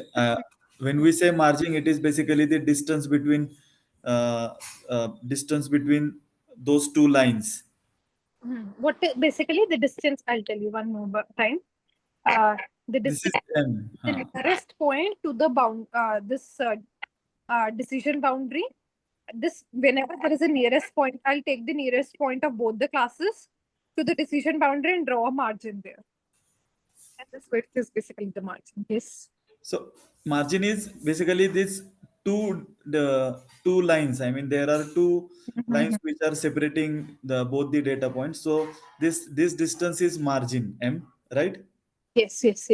Now on this picture, if I want to visualize xi, uh, then how can we visualize here? If I mean, when we are saying violating, the xi is nothing but the um, uh, fraction of margin which we are violating. Sir. Now can you tell what I have done? Yeah, those two red points, right? These are two not Red circles. circles. Circle Yeah. should lie on this side, Yeah, but it is lying on opposite side. It's opposite side. classified. Yeah, yeah. Shouldn't be there. But we don't have a line to separate because it's not linear separable. Hmm. So that's why this means the violation that are on the incorrect side.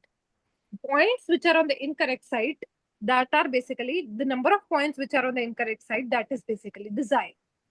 So why 1 minus xi? Actually, I am little confused with the term 1 minus xi. Xi, I understood. And ideally xi should be as less as possible. Understood. Okay. No, so suppose there is no violation, Hmm. it means xi is 0. Hmm. It means the term the answer will come as 1.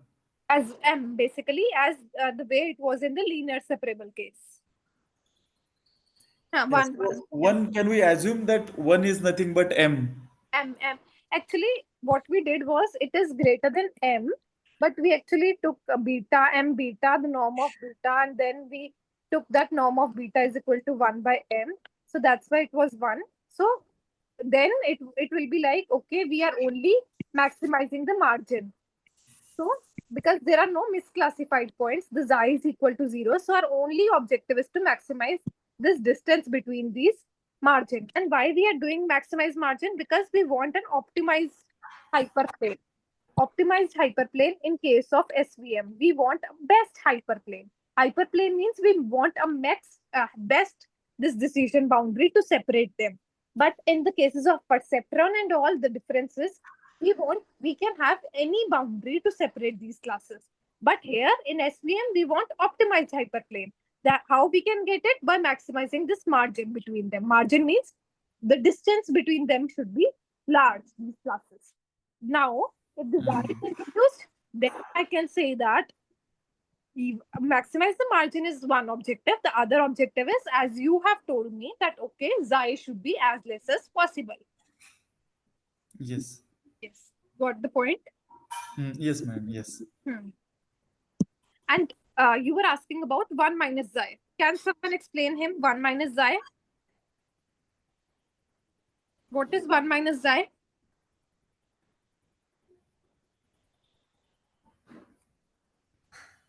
Come on, come on.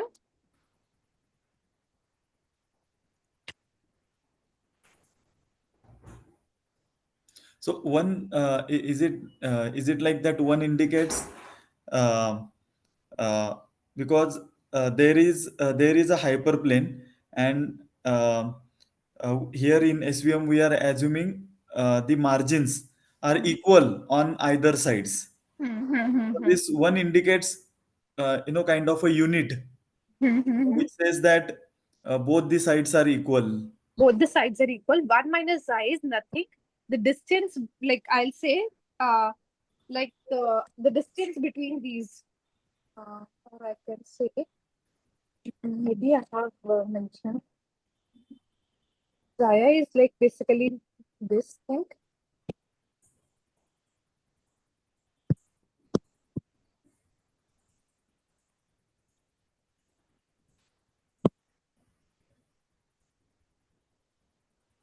This M is basically what I have told you, that it should be maximized. Everyone should be in the correct side.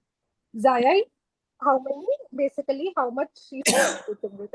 And this basically, if I have to minimize this, then what does it mean that how many are basically on the incorrect side? Basically, wait a second, I'll tell you this.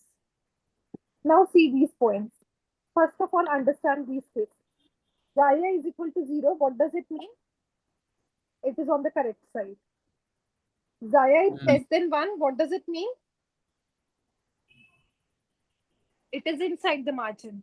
Inside the margin, yes. And what xi greater than 1, what does it mean? The misclassified points. So 1 minus xi, what does it mean?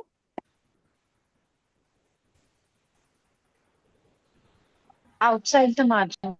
Outside the margin. That's what I have to basically minimize. Yes.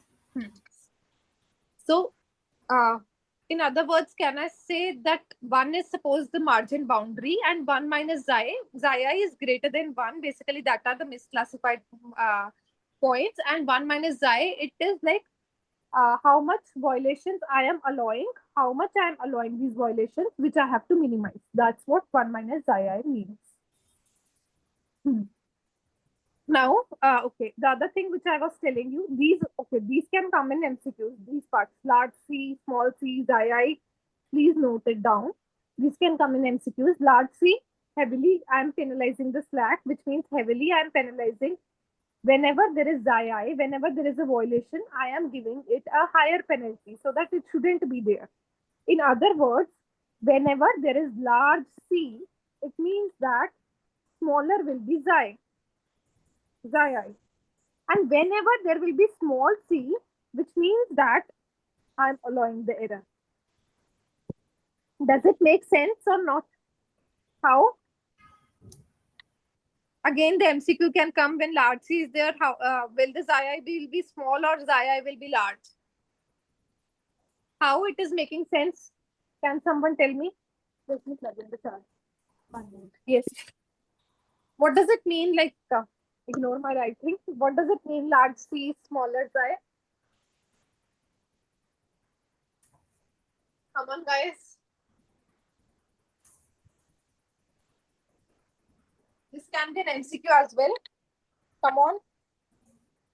Larger C means I'm giving higher penalty. Higher penalty means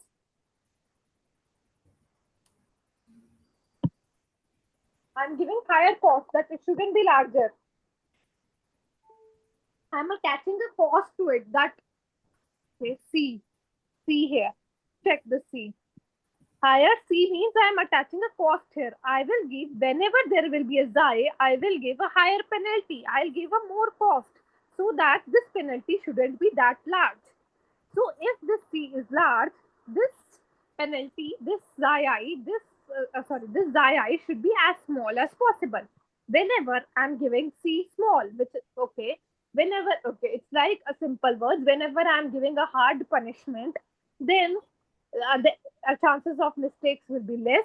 Whenever I'm giving a very soft punishment, then the chances of mistakes are large. Does it make sense? Now this can be an MCQ. Yes, yes. And that C that Height parameter. I mean,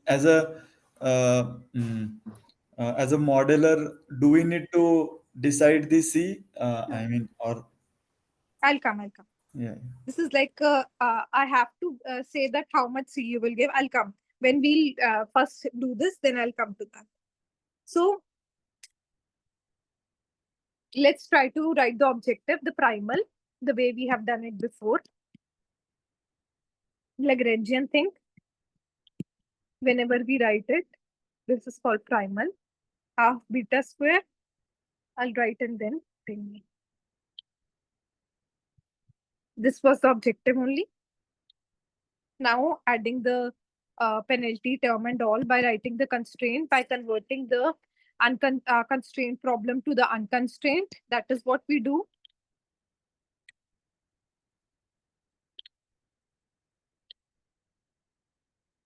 I'll write first, then I'll explain.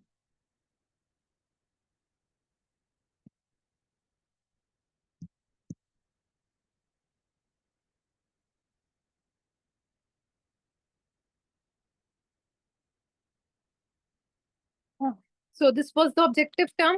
Fine. Na? Maximize the margin and minimize this. Maximize the margin means minimize this beta, norm beta, and minimize this slack term as well. Minimize this violations as well. Then what were the constraints? Let's try to see. The constraints were transpose beta plus beta naught is greater than 1 minus epsilon. That's what we have written.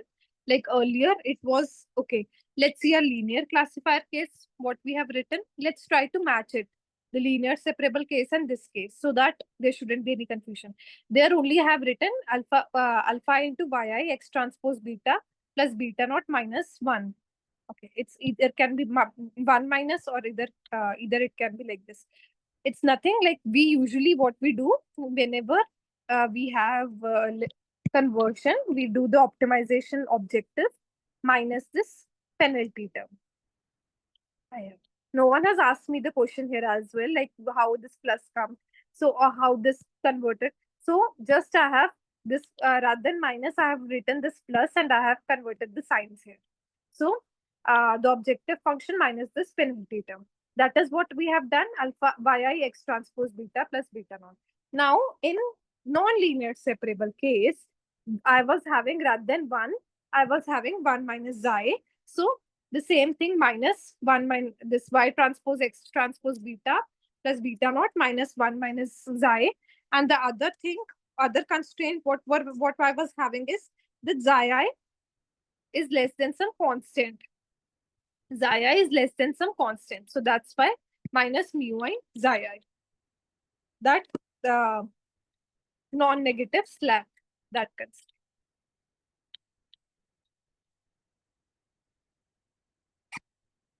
Adding the constraints to the objective term, that is a primal objective. This is called Lagrangian multiplier, like adding this. This is the primal objective. Any doubt?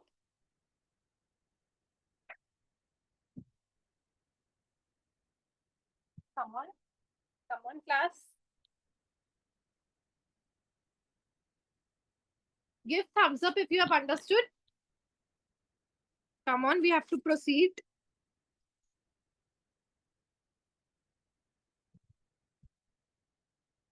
No one has understood, no thumbs up. If you have doubt, ask the question then.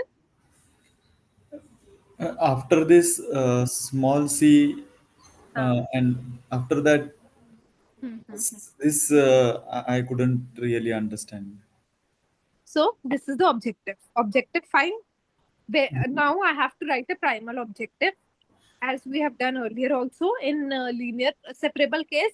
What we do is like we add the Lagrangian multiplier, like we add the penalty term, or like we subtract this penalty term, which is like we subtract the constraints here. This alpha I is the way we were using that penalty here, and yi transpose. This is okay. What are the constraints? This is the constraint yi xi transpose beta plus beta naught, and minus what we'll do, we'll take it to this side and add up in the objective. This is how we convert the constraint problem to unconstrained. This was one constraint which we have done here, and the second constraint was xi should be non-negative. Xi should be greater than, xi should be less than some constraint, and it should be non-negative. That's what xi should be less than mu. That's what we have taken this and added up here. Non-negative constraint. Done? Yes, yes. So added the constraints here with the main objective function, nothing else. Then what is the next step? Next step, come on. Now you have to tell me what we have done in linear separable case. We have written the objective function, primal objective. Then what was the next step?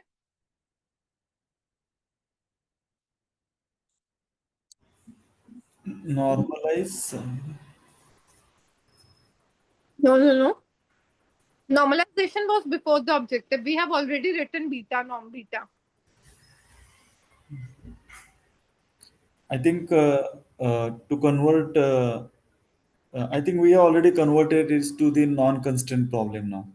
We have converted to unconstrained problem. Fine. Now we need to substitute it in our original objective. How to substitute? First, we have to find out the terms now. Yes. How to find out the terms? By differentiating. Yes. So next is to find out the derivative. Yes, everyone is getting. So let's differentiate, setting the derivatives to 0. That is what a stationarity says. Stationarity condition says in KQT, setting derivatives to 0. So when I'll set the derivatives to 0, let's have, first of all, calculate the derivative. So with respect to beta, when I'll do, this will be beta only, as you know. Okay, this will be 0 with respect to beta. This alpha I yi xi transpose beta, again it will be alpha I yi xi, we have already done, and this will be 0, and this will be also 0. So the same term I'll get as I have done in linearly separable case, that is beta minus alpha I yi xi is equal to 0. Any doubt here? Ma'am, I want to ask you that for 2022 scheme, BTU college, we have to compulsory write 2 NPTEL exam and compulsory get satisfied. Is it compulsory to get certificate and submit in college? Okay. Okay, I don't know, Bhavna, about this. About the college aspect, I don't know, Bhavna. Like, I think you have to get the certificate and submit. I think so. If you are doing the course, then you have to prove them that you have to write the exam. That is compulsory if the college is saying you. Is it clear?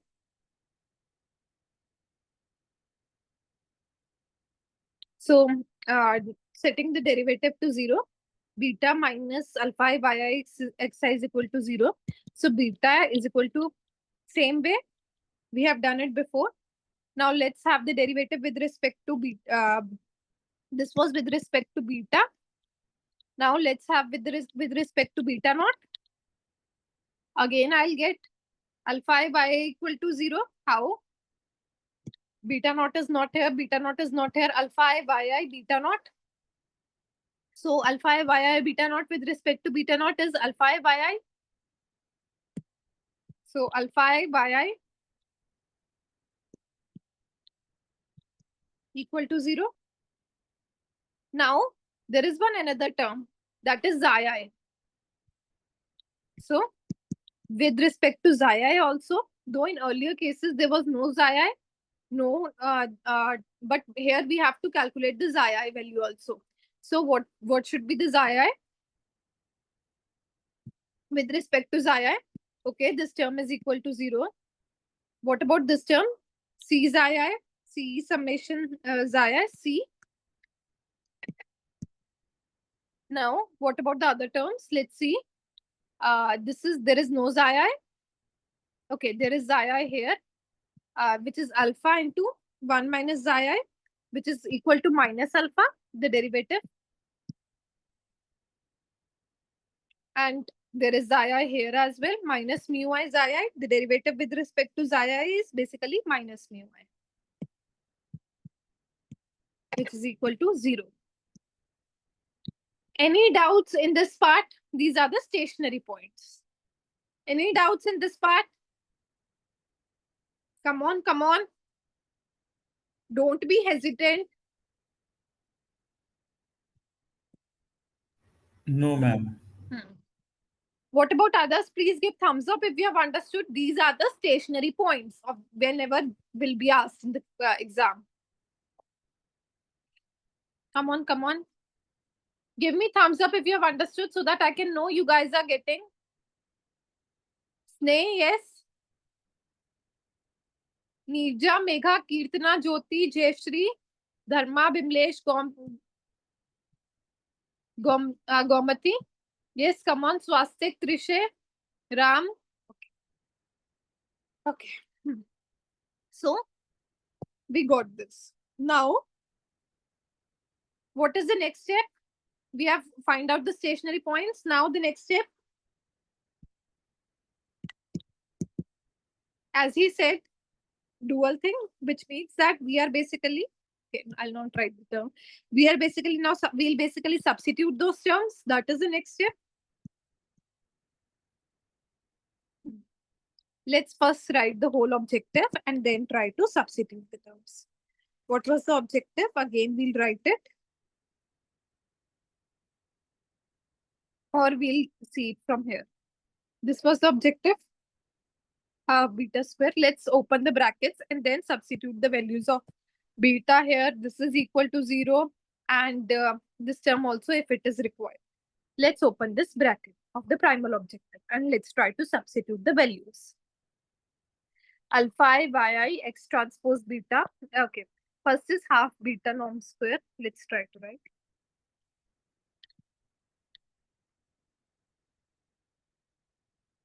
Okay, this was the objective. Then I'm just opening the brackets. This is alpha yi x transpose beta.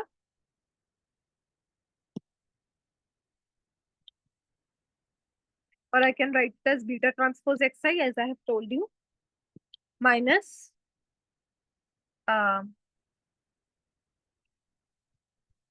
alpha I, yi, beta naught.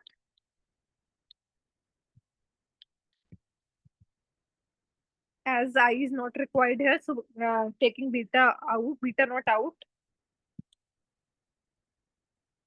Plus alpha I, because a minus, and plus alpha is I. Oh, sorry, minus alpha is I.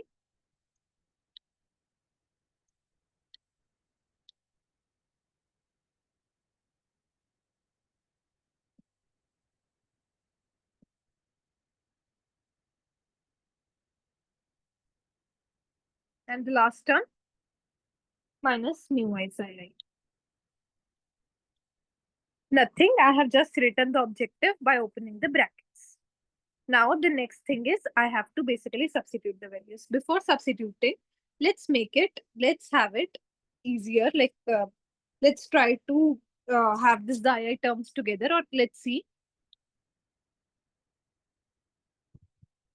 Where are the xi terms? This is the xi terms, this is the xi term, and this is the xi term. Let's take, if I take this summation I, xi as common, what I'm left with C minus alpha minus mu I. Am I correct? And what is the C minus alpha minus mu I? It is equal to 0, which means that these all xi terms are equal to 0. So these are eliminated. Fine. Now what are left? What is left?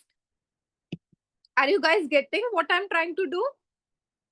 Is it much mathy, or now you are getting it? Getting the intuition? Come on. Yes, yes. So what about others? No, I have done nothing, just wrote the primal objective, opened the brackets, and when I took the xi terms, I had from above that ci minus c alpha. So all the xi terms were equated to 0. Now what I have left with, half norm beta square minus I is equal to 1 alpha I yi beta transpose xi minus beta naught summation alpha I yi plus summation I alpha I. This is I'm left. And I know that summation alpha I yi is equal to 0. So this is also eliminated. And this we have already done, that this is also norm beta square. So this is minus half norm beta square as above. So the same way I'm getting minus half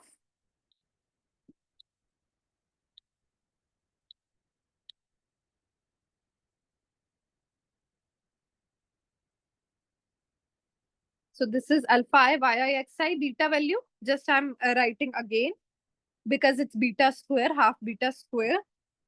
So the same way as we have done it,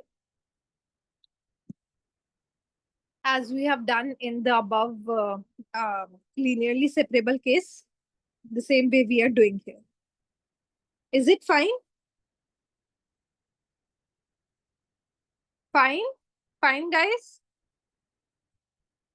Just substituted these values. This we call it as dual term. Fine? Now let's try to write the complementary slackness.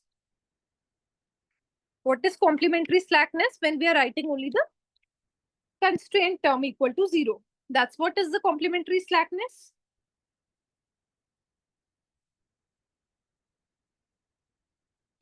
Yes.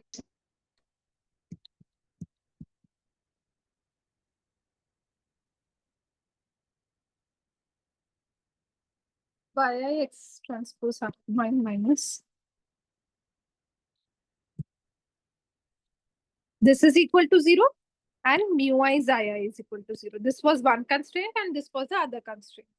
So we are basically, now let's again, the way we have tried to, ma'am, also please discuss all assignment question of week 4 at the time before ending. Yes, sure, Bhavna.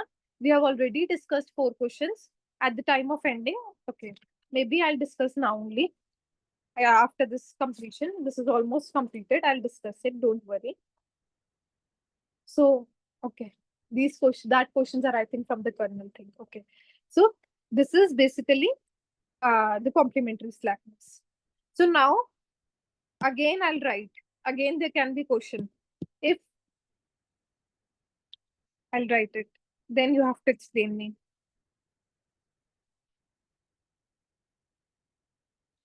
What does it mean?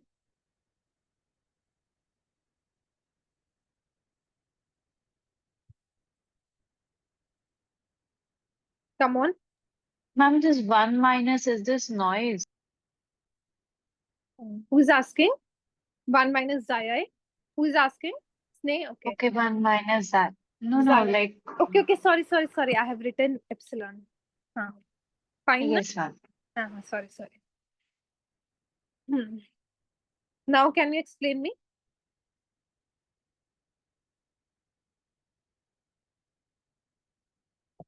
Alpha is greater than 0.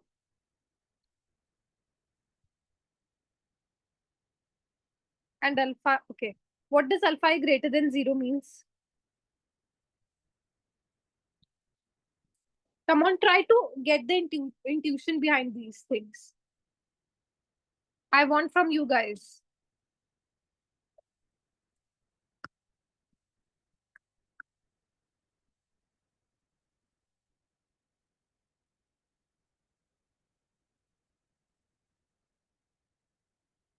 Yes, come on.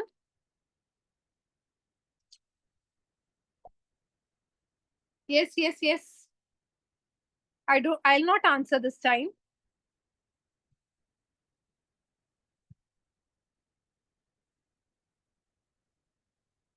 Okay.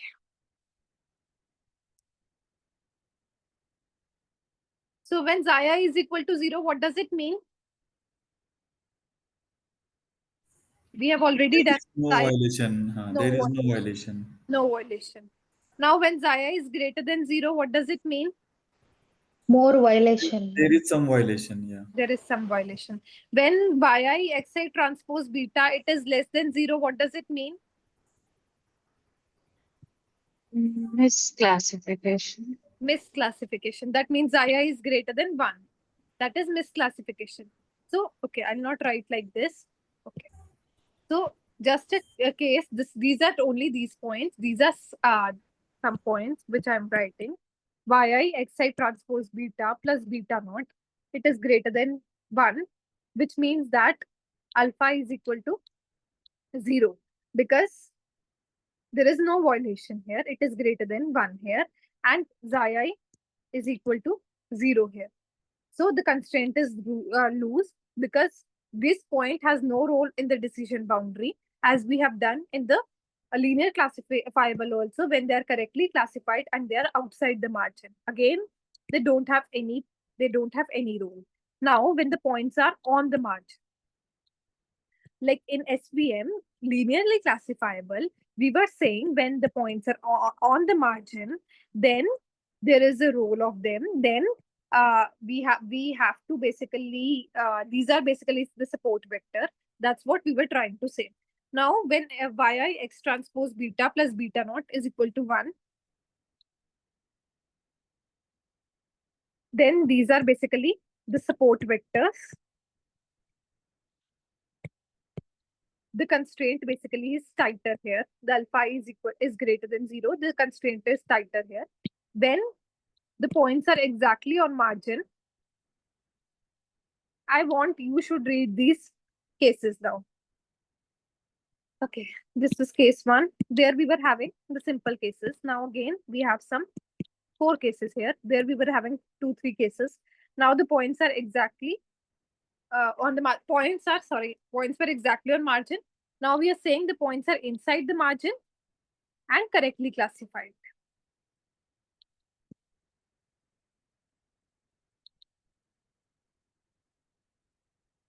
Which means that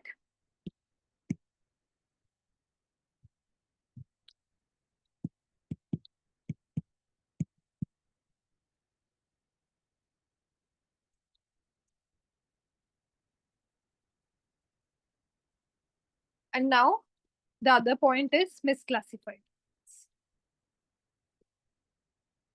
In that case, Xi is greater than 1 and yi x beta transpose x plus beta naught should be less than 0. I want you should connect with this equation, complementary slackness. and then come in the next lecture, like how I have connected with that. These are the 4 cases I have told you. I'll proceed forward because the syllabus is left. So, is it fine? Yes, ma'am. Ma'am, will we be able to complete the syllabus? That's what I'm also worried about. I have asked you in multiple classes, everyone, that I am only given the limited lectures, but obviously I want that you should go in depth, and so I can't go uh, above the head, and then obviously you can't try to calculate answer the MCQs as well in the if I'll go above and all, because that's what I'm observing, that you guys, when I'm like I think so you haven't gone through the lectures much in depth when I'm asking you, you all of you.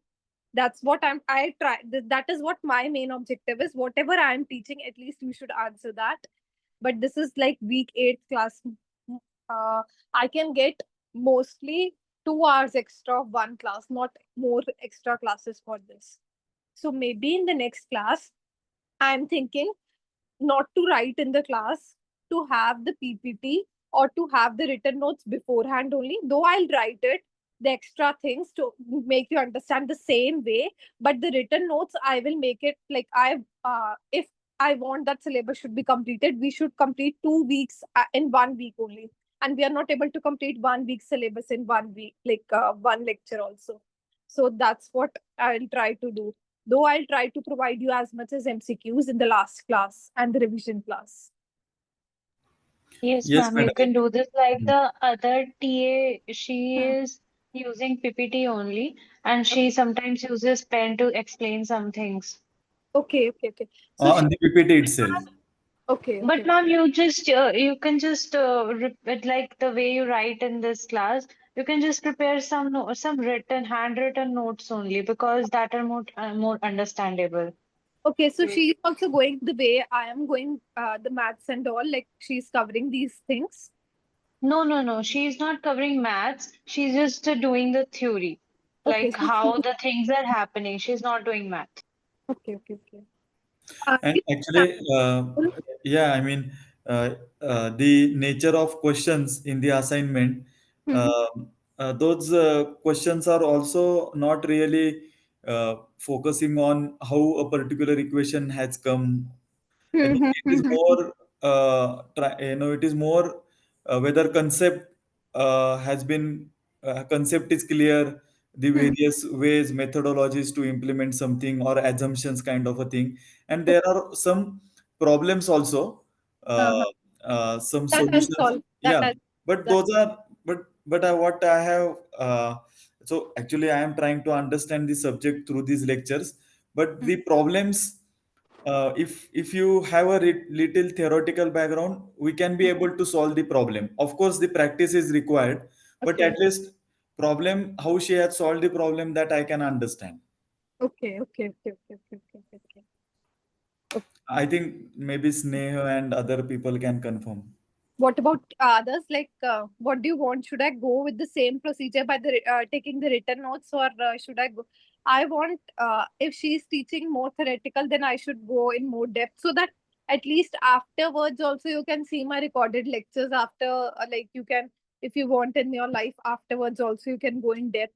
I can't leave maths. I thought to leave maths, but again, I'll say I want to go in depth so that many of the students again told me like there is like partial students saying leave maths and partial are saying not to leave maths. I can't leave this because in future you will, in any way, there is now AI, chat GPT, you know everything. If you want to give an interview for an ML thing, they'll not say that okay you have an high level understanding. They want that you should be in more depth. They want more brilliant people now, in because coding and all, everyone can just copy paste there in chat GPT, in Gemini, and they can get the answers. So they want whosoever is having the depth understanding, they want those candidates. That's what I, my main motive is, that whatever I'm Yes, teaching. ma'am. You Hmm. are Yes, ne. to complete the syllabus. So we can try like I'll you try. can just And ma'am, You actually, can just post the detailed lectures on the YouTube channel. We can watch it up. Okay. and my say on this is there are actually I assume that many of other participant who has enrolled for this course, there are many who may be pursuing some kind of higher education. So in my case, I am pursuing PhD and I want to utilize machine learning in my topic. So I'm about to finalize the topic and some machine learning approach. So in my case, what I think I should know this subject. I mean, I know I should Hello. Yes. Sure. Hello. I think. machine learning. I mean, classification. Hmm. And when I identify something, so I should have knowledge first to identify which way or which area of machine learning I should apply to my subject, number one. Number two, once I identify it, then of course I can go in detail later. But at this stage, my requirement is I want to understand the subject as a whole, so that I know all the dimensions of machine learning, number one. Number two, of course, the clearing exam, because I think many of students attending here, they also want to clear the exam. Okay. And I in am order to actually clear working the on that. exam, Also, the I theory and bought some MCQs also for you guys so that you can that can be helpful for you. And I'm not going in much maths today. Also, you can see what the professor has told you. That only I'm telling you. The simple steps like differentiation. These are the stationary points. These are the KKT conditions. That only I'm telling you. I'm not telling you something very much extra. And it's not like I got the mails also to teach maths only. There are some students. So I have to take care of them as well. That is the point. Ma'am, you can just continue to do the way you are doing, or you can just try to take a PPT, and you can just do some math in between, because when you're entirely writing everything, it's taking much of a time. So PPT will help you. You can just take a blank sheet on the next tab. It will save your time, and we are liking this. And if the students are trying to focus on the MCQ and something, maybe the other TA, she is going Though like I have got the MCQs as well. she'll cover. Maybe okay in the next class because we can cover those MCQs or I'll provide you in today's. Okay, maybe I'm having the PDF. Ma'am, you can just provide it in the Right. PPT you will upload. Okay. In the next class, we'll start with the MCQs only. I have some 20-30 MCQs there. And before MCQ, you can teach something. I mean, otherwise we may not be able to understand it. no, you will able to understand that. Okay, maybe let me share the things. Yes. Now you'll get that whatever I have taught, that is nothing extra. That is those MCQs only. Wait a second. My screen is actually updating. I'm unable to open.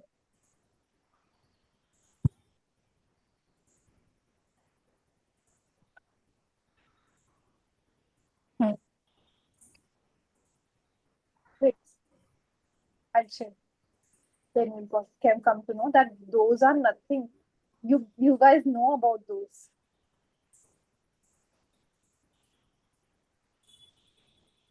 I am not covering only maths. I'm trying to give you the intuition also. Last time also I told you. Maybe I'll come.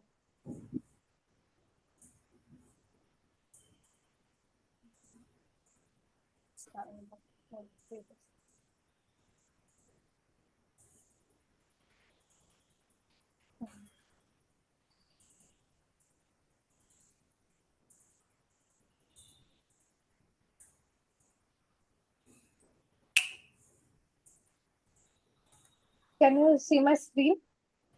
Is my screen visible? Yes. Now these are the MCQs. I'll try.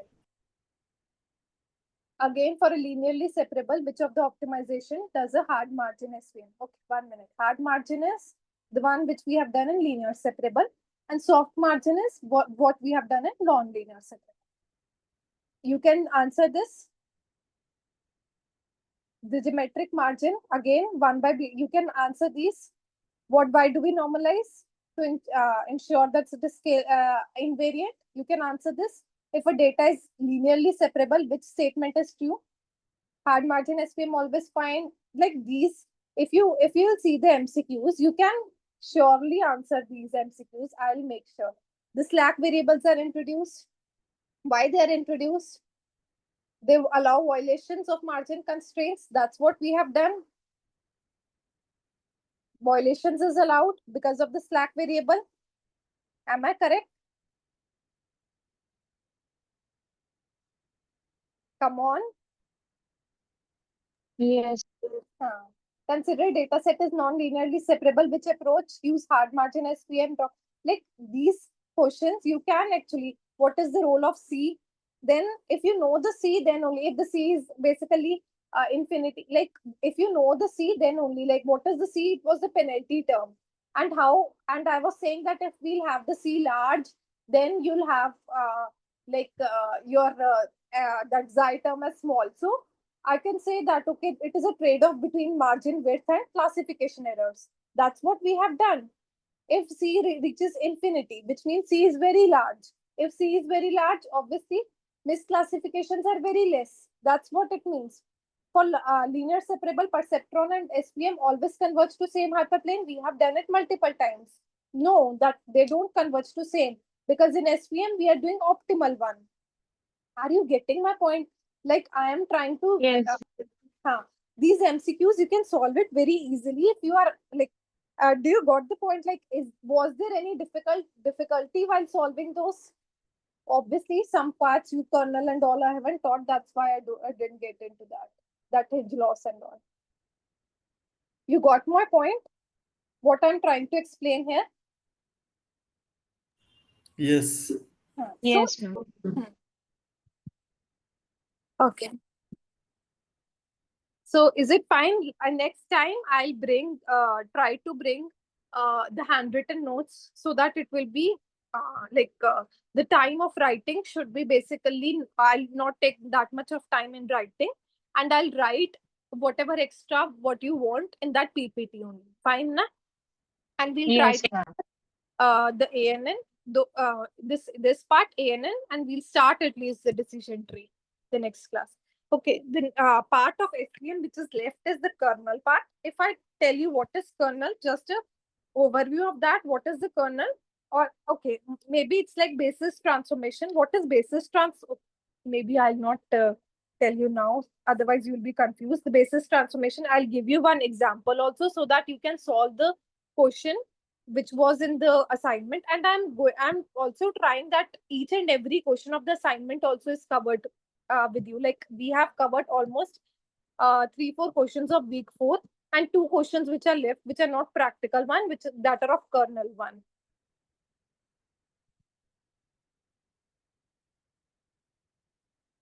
Yes, Bhavna, I'm trying to explain all MCQs and little theory and theorems, so the time is saved. Okay. Actually, I bought the MCQs, but I was trying to explain you this maths part that took much time. And obviously, I can't say, that minimize C, what is C. I have to tell you what is C, then only you can solve the MCQ. Without telling you what is C, just writing it, okay, this is an equation, and we have to do this. I can't do this. Now I have to tell you what is C, then only you can actually solve the MCQ. That's what I am meaning. Are you getting? I can't tell you, okay, after differentiating, this is the answer, this is the answer, this is the answer. I'm solving it just. Nothing extra, no maths extra I'm doing. Yes, ma'am. Yes, ma'am. You are doing everything correctly. You can just bring the something theory and the math and written notes beforehand. It will help you. Yes, And yes. Thank you, Sneh. And okay, MCQs parallelly I'll do, Bhavna. Though today also assignment I was trying to do parallelly. Okay, next time I'll do the MCQs parallelly. Fine. Okay, thank you, class. thank you. Thank you.